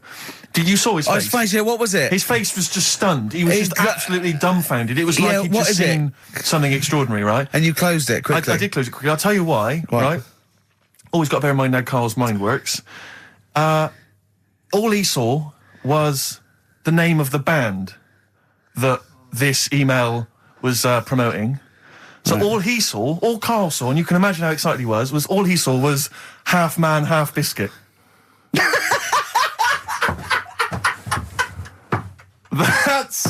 That's all he saw. I've never seen anyone so excited. Oh God! It was actually just plugging the popular joke novelty band. How you heard of them then? No. Imagine how excited he was. That is fantastic. Man, half biscuit. Brilliant, Mr. Garibaldi. Oh, half man, half biscuit. That is genius. Oh, amazing. I just saw it, and when you closed it again. Yeah, but the thing is, if he hadn't have told you that, and he'd have erased it, next week you were saying about what they've done in scientists, they've cloned a man with a biscuit. He's got currants for eyes. Never go swimming. What? Never go swimming. Anyway, just to, I don't know what the world's coming to, but someone sent us a link to one of the web news pages. Go on. The headline, Donna Eyre to hand her baby over to a gorilla.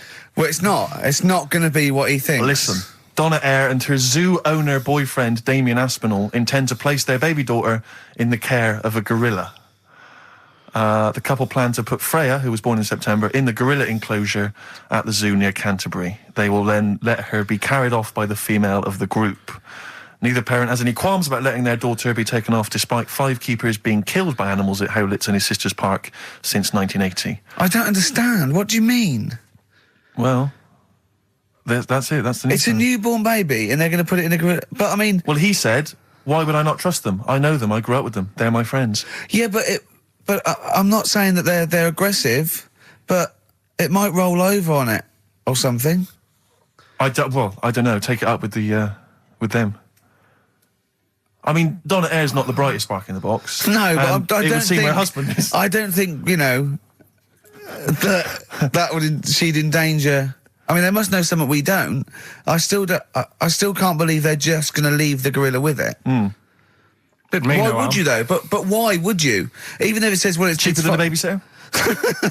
Well, I don't know. Well, how cheap is a gorilla babysitter? Carl knows, because there's probably some sort of organisation. Right, are we... competition then, come on then, what is it? Oh. Songs of Phrase. Remind us of this? We've got the film one coming up later as well. Oh. But Songs of Phrase is the one where I take a popular phrase from the show. Well, no, it's not a popular phrase from the show. It's sometimes something you said once. Right. There's this airy Chinese kid. Yeah. And I get all different bits of songs, so, I make up that sentence, and you have to email in with the artists that you hear. Well, what's the popular phrase then? What's this popular phrase that's sweeping the nation? It's what we talked about last week. Go on. My girlfriend had a problem with a marrow. Right. Yeah. All right. Okay. She wasn't your girlfriend? Oh, yeah, but I couldn't find sort of okay. blind date or whatever. Mm-hmm. So seven artists it's taken to make up this Me Songs of Phrase. girlfriend had a problem with her marrow. Well, that's at least 8, so... Well, maybe not. I think I've managed it in 7. Anyway, here we go. What the artists? We'll look at the names of the artists. Yeah, get a pen and paper, make a note. What artists are you hearing here?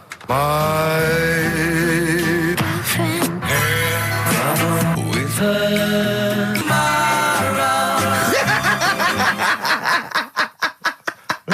Very good. Oh, okay. Right, What's more? So, what the artist? with her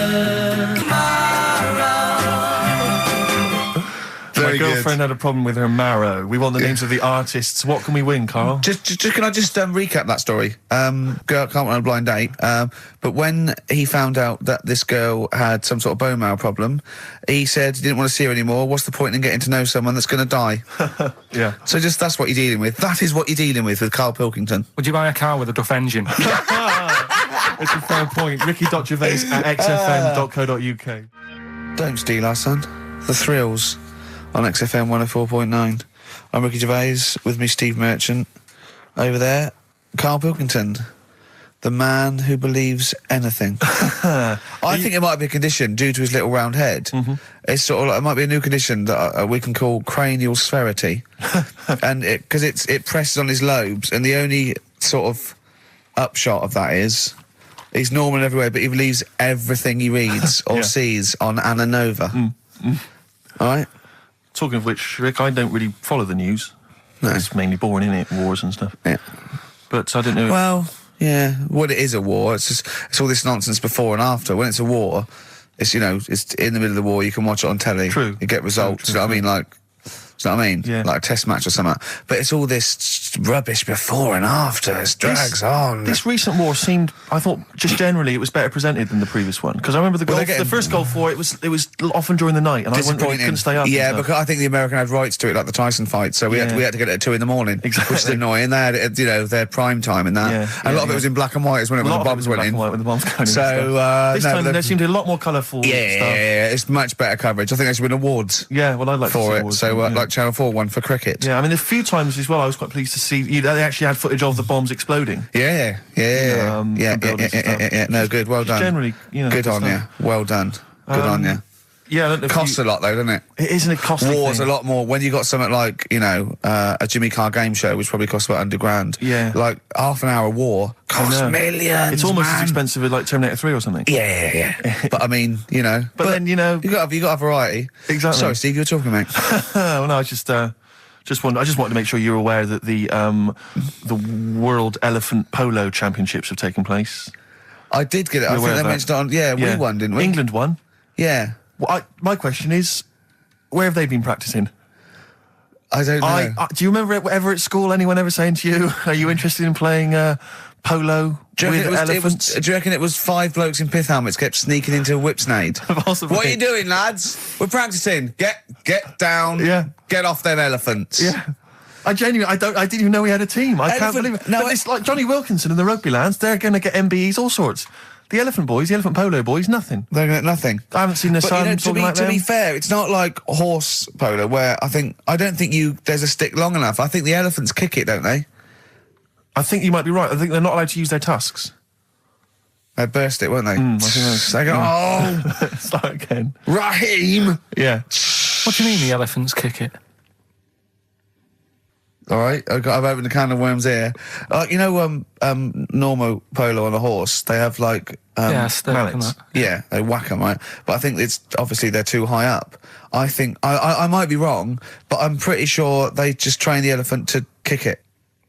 So why are people talking about? Why not just let them have a kick about without? Imagine that!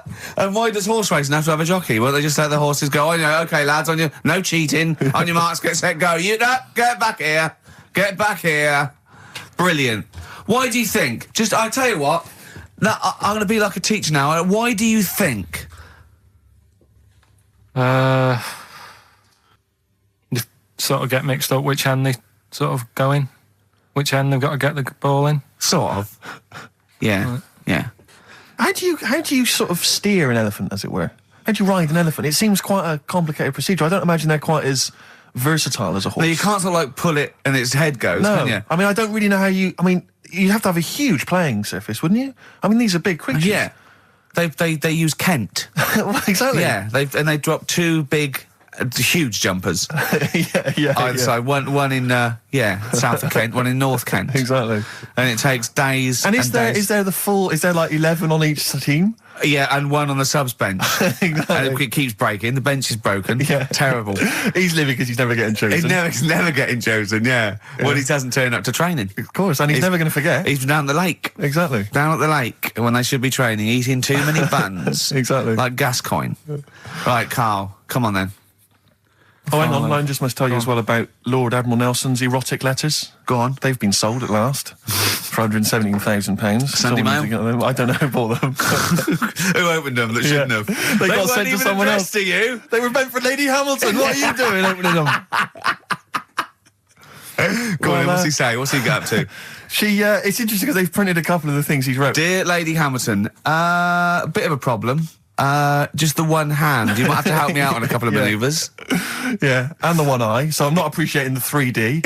Yeah, exactly. I don't care where you put it. Yeah, exactly. Yeah, go on. You'll have to help me guide it in. You might as well stand across the other side of the room for all the good it do me. Exactly. Go on then. Of course, he ended up kissing Hardy, didn't he? Did he kiss Hardy, or did he ask him and he never did? Well, I don't know. I don't know about this, because I heard that he didn't, and it said kiss me, which means fact. And then I heard that he did say kiss me, Hardy. Hardy. Like, you know, because it was Coach's friends. I don't know. Is it Kismet or is it Kiss Me? Kiss Me Hardy. I think his final actual dying breath was no tongues. Yeah. I'm not sure. And someone went, kiss you what? Exactly, yeah. Maybe that was his nickname. My name's Smith. Yeah. You want me to kiss? Exactly. Kiss me hardy. I wouldn't have thought so. I'll kiss your lips and you'd be happy with it. But, I'll touch you, Hardy. But I'm not kissing it. Go on. A couple of quotes from there. This is him writing to Lady Hamilton, who he was having an affair with. I can neither eat or sleep for thinking of you, my dearest love. I never touch even pudding. I think we've all written a letter like that to a lady. That's a euphemism. That's like, I think that's, I haven't eaten, and by the way, I haven't even knocked one out. Yeah, exactly. You are going to get a sackful. All right, Carl? You're the producer. Is this all right? It's all euphemisms. I've not said anything wrong. Go on. Oh, come on. It happened in the 19th century. Yeah. We can talk about it, you know. Yeah. This is more topical than monkey news. Anyway, listen, sorry, we better get back to the competition. I'm worried that we've lost sight of that competition, because I'm not going to lie to you, we've had no entries whatsoever so far.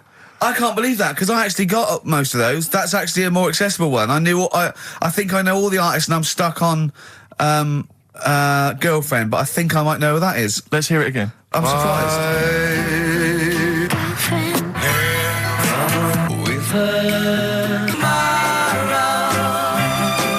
Now I think that's a pretty accessible one. An accessible quiz? Yeah, so no one's... Is the email up or no one's listening? No, well, I think there's a little bit of that. But I think we've accidentally closed down the texting. Oh. So if you're texting in... This don't is bother with that. rubbish. It really is awful, isn't it? Yeah.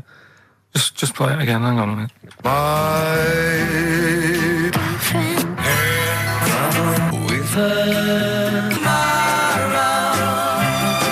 I'll tell you what it was. We didn't give out the prizes. We didn't say what the prizes were going to be. That's the reason. Yeah, I think the emails are going to go mental when they find out it's the first series of Open All Hours on VHS. They'll be flooding in. Let's see what and the Bridget Nielsen video. Exactly. Right. Oh dear. Oh no, actually, it's not too bad. Go on. The best air guitar albums in the yeah, in the that's world. still going. That's volumes that's 1 and evergreen. 2.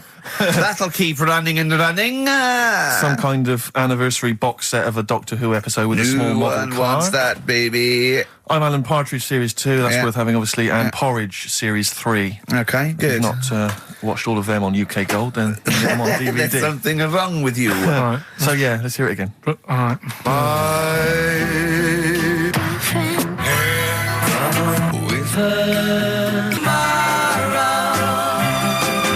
Just name the artist. That's all we want. Just the artist. Ricky.Gervais at xfm.co.uk. Play record. Right, Adams? Yeah. Yeah. Oh, this is absolutely fantastic.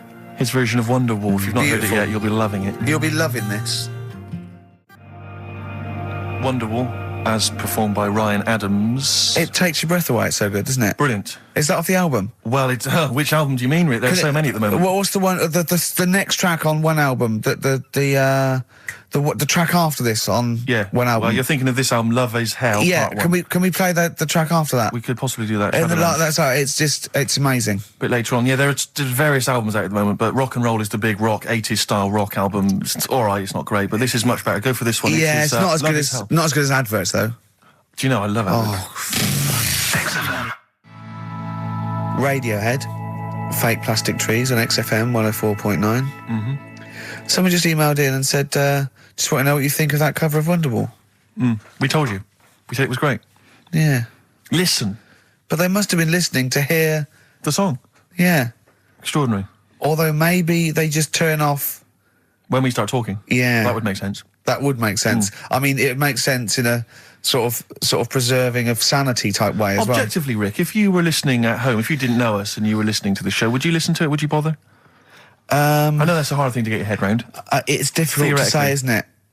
I've no idea. What people coming to this for the first time think. I love you like a brother, but I get sick of you. Yeah. I get sick of me. Yeah. Sometimes I go up and It's weird you should say that, because someone's emailed in. Yeah. A recent survey's been done by Cheltenham and Gloucester. The most desirable neighbour in Britain. Number 1. Shane Ritchie. Johnny Wilkinson. Oh, right. It doesn't actually give me the full rundown, but David Beckham was in the list. Yeah. Shane Ritchie was indeed in the list. Yeah, he's flying at the moment. As was Ricky Gervais. Really? Well, that's what it says. It doesn't tell me where you came, though. And there was actually a neighbour from hell, and you weren't in that list. Well, I'm a good neighbour. Oh, come on. I am. I'm quiet. I don't keep myself to myself. I never... Do you know what I'm thinking of? What? If it was best friend. Yeah. Now that would be a nightmare. Yeah, exactly, yeah. Most desirable friend. I'm a good neighbour. I'm quiet, you know, yeah. Yeah, I mean, I imagine being stuck in a room with me writing all the time, with me squeaking like a chimp. Unbelievable. Although I don't physically abuse you, I save that to my bald mates like Carl and Rob and that. I just like to squeeze their head. I don't squeeze your head. Yeah. You know what I mean? I think it's because you command a little bit more respect. Ah, thanks very much. Do you know what I mean? You're not that sort of... You're not an idiot. Oh, sure. All right, Carl, got anything to say? Has anyone seen his picture in Heat this week? It looks fantastic, doesn't it? Do you know what Steve said when he saw that, Carl? Go on. He said, it has captured Carl. What do you mean? Well, you just look utterly gormless. In the picture. It's captured you brilliantly. You know how like a good photographer can do that? You can capture the essence of someone. That's good stuff. It's good stuff. Well, actually, I'm the photographer. Yes, Because you it was are. a screen grab from the behind-the-scenes footage. Well done. So I got that gimpness. I captured the essential gimposity. Exactly. Yeah. Carl. Yeah. All right? Captured it. Yeah, well, I did a little article for Time Out, and I think Boyd from Heat has sent over that screen grab to them, so he might be in Time Out. I'm going to try and get him in every publication. Yeah. For 1 year. It's like Well, you've managed it in the last 2 weeks. Exactly, yeah. It's like a Dave Gorman project. Are you Karl Pilkington? Yes. Let's do that, shall we? If anyone's got a publication, it doesn't matter how little, just take it from Heat. That's mine, so you're welcome to it. Just try and just put his picture in anything. Next to round things is best, isn't it? That'd be good. You all right, Carl, with that? Yeah. All right, then, good. What have you got for us, Carl? News headlines? There hasn't been that much going on. Sure. Sort of headline-wise, you know. Sure. No, because I look for good headlines and that, don't I? That sort of get you interested, like the... Well, then when you're interested, you don't read on. No, I did. Okay, go on. Like the one, do you know the one I read out a couple of weeks ago? That was, man lives in dump for 10 years. Right? I remember the Chinese woman eats dirt. Yeah, well... That was a cracker. Man lives in dump for 10 years. I read on with that one yesterday. Yeah. I found it in my bag because I took it on, so I'll read that when I get a minute. Yeah. Right? News. Imagine that. News. I might read last Thursday's Sun. Yeah. Just to catch up. Do you know how he got caught? What do you mean how he got caught? He lived in a rubbish dump. Well, He what's up with lived that? in a rubbish dump. What's No good? one knew he was there, right? Yeah. He was living off food that had been chucked away. He said a lot of people chuck away stuff that isn't off, so you can survive on that. He had a nice little place to sleep and that, an old mattress, that was all right and stuff. Got away with it for 10 years until he decided to celebrate bonfire night with some fireworks.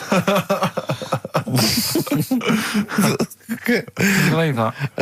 Well, he's happy that the gunpowder plot was foiled and the Guy Fawkes was beheaded, Anyway. thus saving our system of government. There's got to be a couple of news headlines, surely.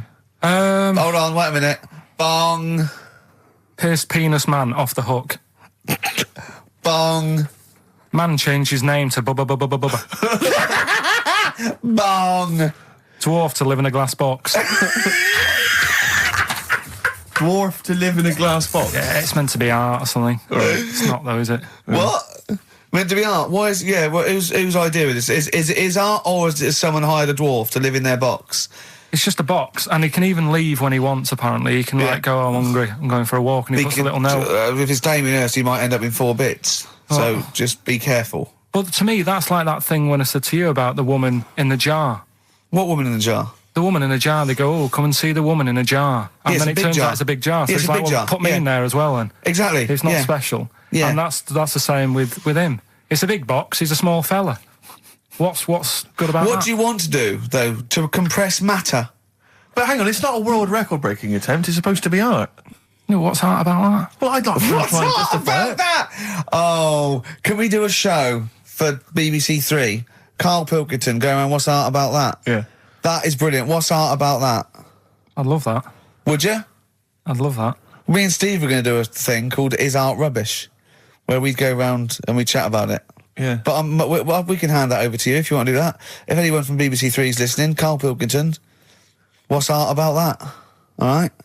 Weird, isn't it? And what would you go around like Sensation and things like that and Saatchi and going... Dali and that. You put a sheep in formaldehyde, what's art about that? Our butcher does it. All right. Weird, isn't it? What do you make of Dali and the melting clocks, all that stuff? Talked about it, haven't we? Have we? Told you, yeah, told you. What about do you think of it? What He sort of milked the idea a bit. Right. Yeah. Because everything had a melting clock on it. It was like he had a bit of success with it once and then he just ruined it. Do you know what I mean? It's like... It's like you with the monkeys. Like status quo? Yeah. Sure. What's your favourite artist? Don't say Lowry. Lowry is my favourite artist. Why is Lowry your favourite artist? Captures life, doesn't he? Going on and In that. stick form. I know you're a big fan of Where's Wally as well, aren't you? You've never found him, have you? I've never found him yet. No, Carl, that's not Wally, that's a stain on the table. You've come off the book again. Anyway. Listen, are we doing what's in a bit? What? Right, play a record. We don't know what you're talking about. Play a record. What? Yeah, we'll be doing what's it in. Yeah, what's it? Coming up after the break. The film thing. The film thing. Oh, idiot. Libertines Don't Look Back Into the Sun on XFM 104.9. I'm Ricky Gervais, with me, Steve Merchant and Karl Pilkington. Karl, have we got the results? Yeah. Go on then, what are they? Songs of phrase. Okay, songs of phrase. This was the phrase, these are the Rubbish. songs.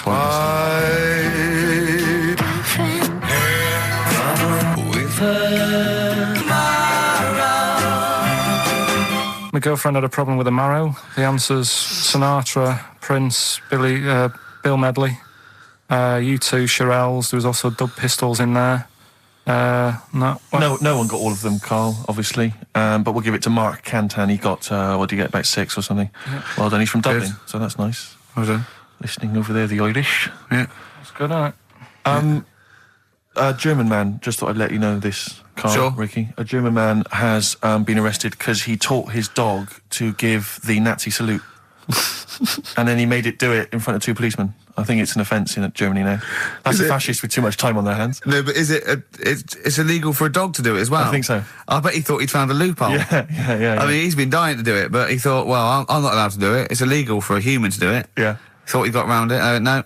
For a while, it just kept doing the Basil Fawlty funny walk. And he's going, no, no, you're don't undermining do that. it. Don't do the legs as well. But the reason I mentioned it is because he's German. And what were you telling me earlier about? Carl was whittering on about the Germans earlier. He was saying something about the accent. It's fine with blokes, but not with women. You won't want to go out with a German woman because of the accent. I just think it's a bit manly, innit? Sure. Is it? Yeah, it sounds a bit hard. I can't imagine having a nice sort of romantic chat with someone. Well, it's not a romantic language now. It's quite harsh. Yeah, but that's our. No, but what I mean is, right, I can't speak any other languages apart from this one. Well, Right. You're struggling with this one. yeah. And what I mean is... Whereas you really do speak the language of love. All right. if There's some condoms. Where's me tea? Yeah. What I'm saying is, if a French woman was talking to me, I'd say, I don't know what you're talking about, love, but it sounds good.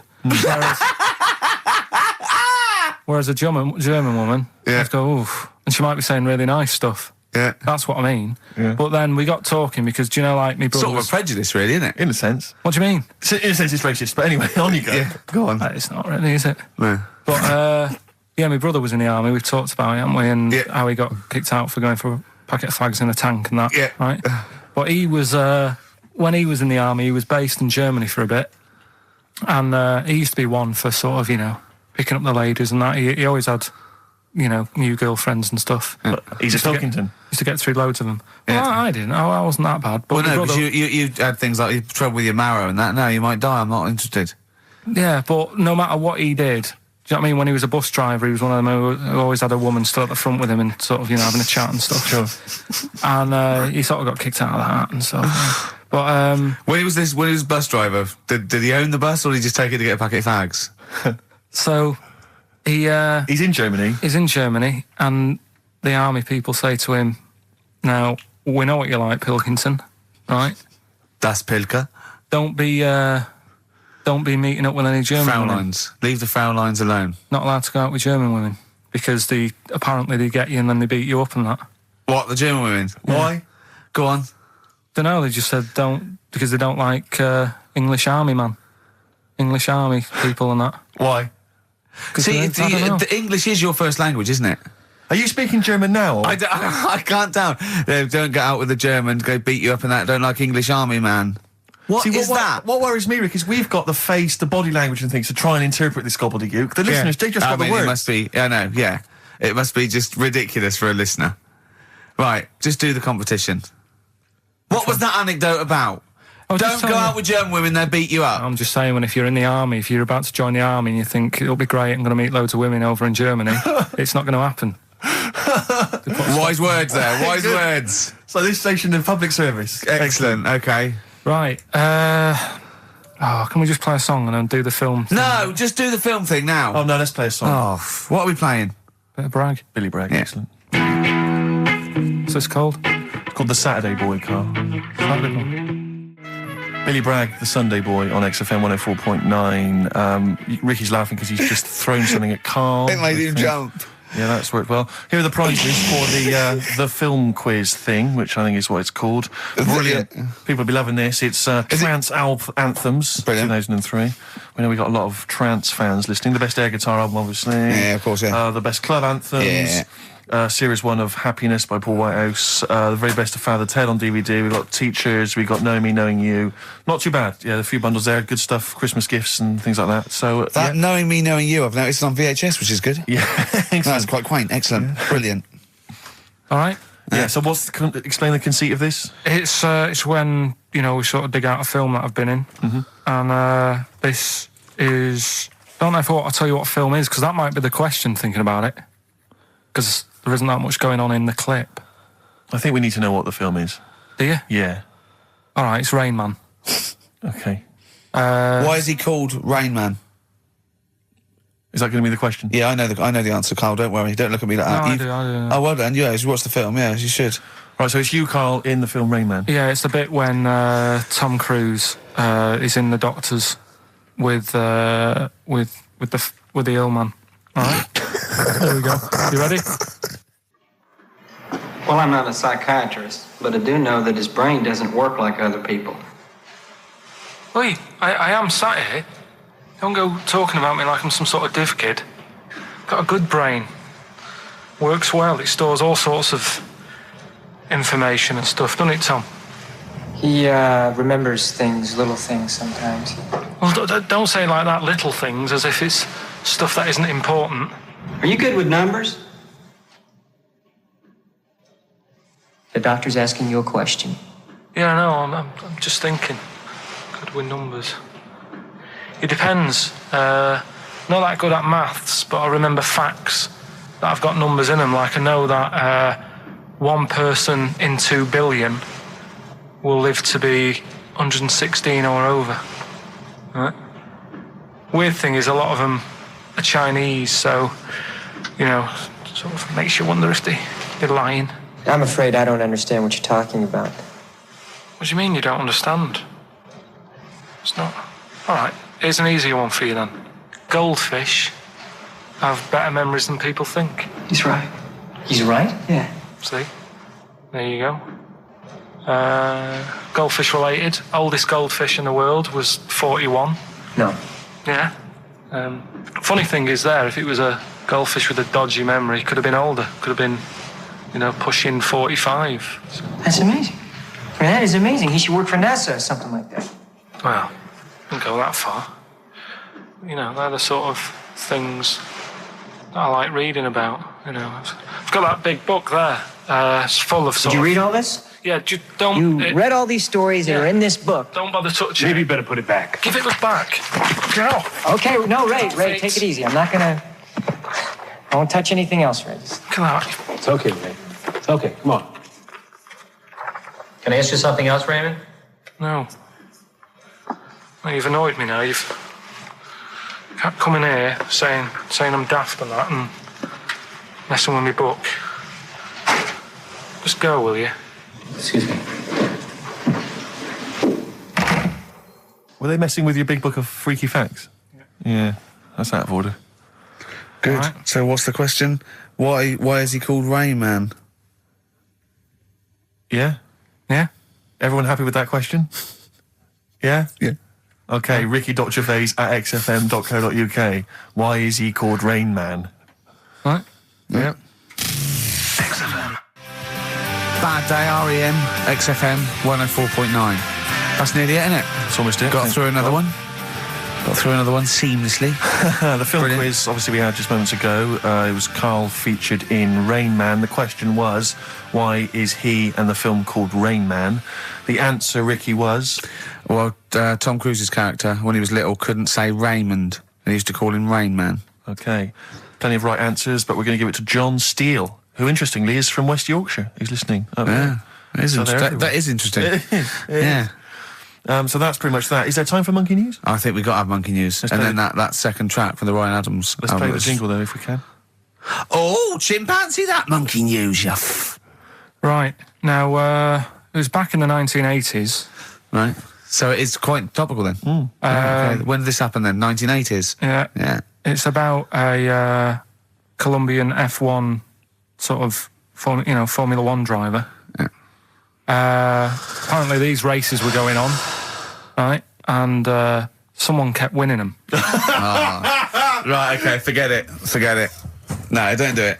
It's because it's rubbish. Because it's rubbish. Right, so someone kept winning the races. So this human that kept winning the races. So this human being that kept winning the races, Carl, what was his name? His name it's Jimmy something. Yeah. How tall was he? Just out of interest. No, let's hear the story. Was he about 4 foot 8? You might find out if I tell you the story. Right? Go on. So anyway, he kept winning and everyone was like, oh, he's brilliant, this guy, who is he, and all that. Yeah. But his gimmick, right? Was never showing his body or face? That's right. Never took his helmet off. You're an idiot. Never took his helmet off, right? You know the short trousers he used to wear? His trousers were about a foot long, but his shirts, the sleeves were really long. Anyway, right, so because he wouldn't take his helmet off... You're an idiot. He was taking part in, the F3, which is like the lower ranks of Formula 1 and that. Just get to it. Everyone thought it was like a famous driver who was taking part in that. Get to being a monkey. Anyway, what happened was, there was a crash one day. Yeah. And the car tipped over, everyone's like, oh... He ran up a tree? So... They were suspecting when he ran away with the ambulance people up a tree and started eating a banana? So the marshals ran over and the ambulance people were there and they were about to take his helmet off, and the marshal was like, don't take his helmet off. And give away the secret that he's a monkey. Give away the secret and that. Yeah, chimp. Yeah. Took his helmet off. Jimmy Chimpus. Little monkey under there. No, definitely not. Okay, let's play Ryan Adams. Did he survive? Let me just a couple of questions. Did he survive? Yeah, he did, yeah. He was allowed to keep all the awards that he won. Sure. But he wasn't allowed to take part in any other races. Yeah, didn't happen. This is Ryan Adams. We'll see you next week. This is a song called The Shadowlands, also from that Life is Hell album. It's good stuff. Idiot.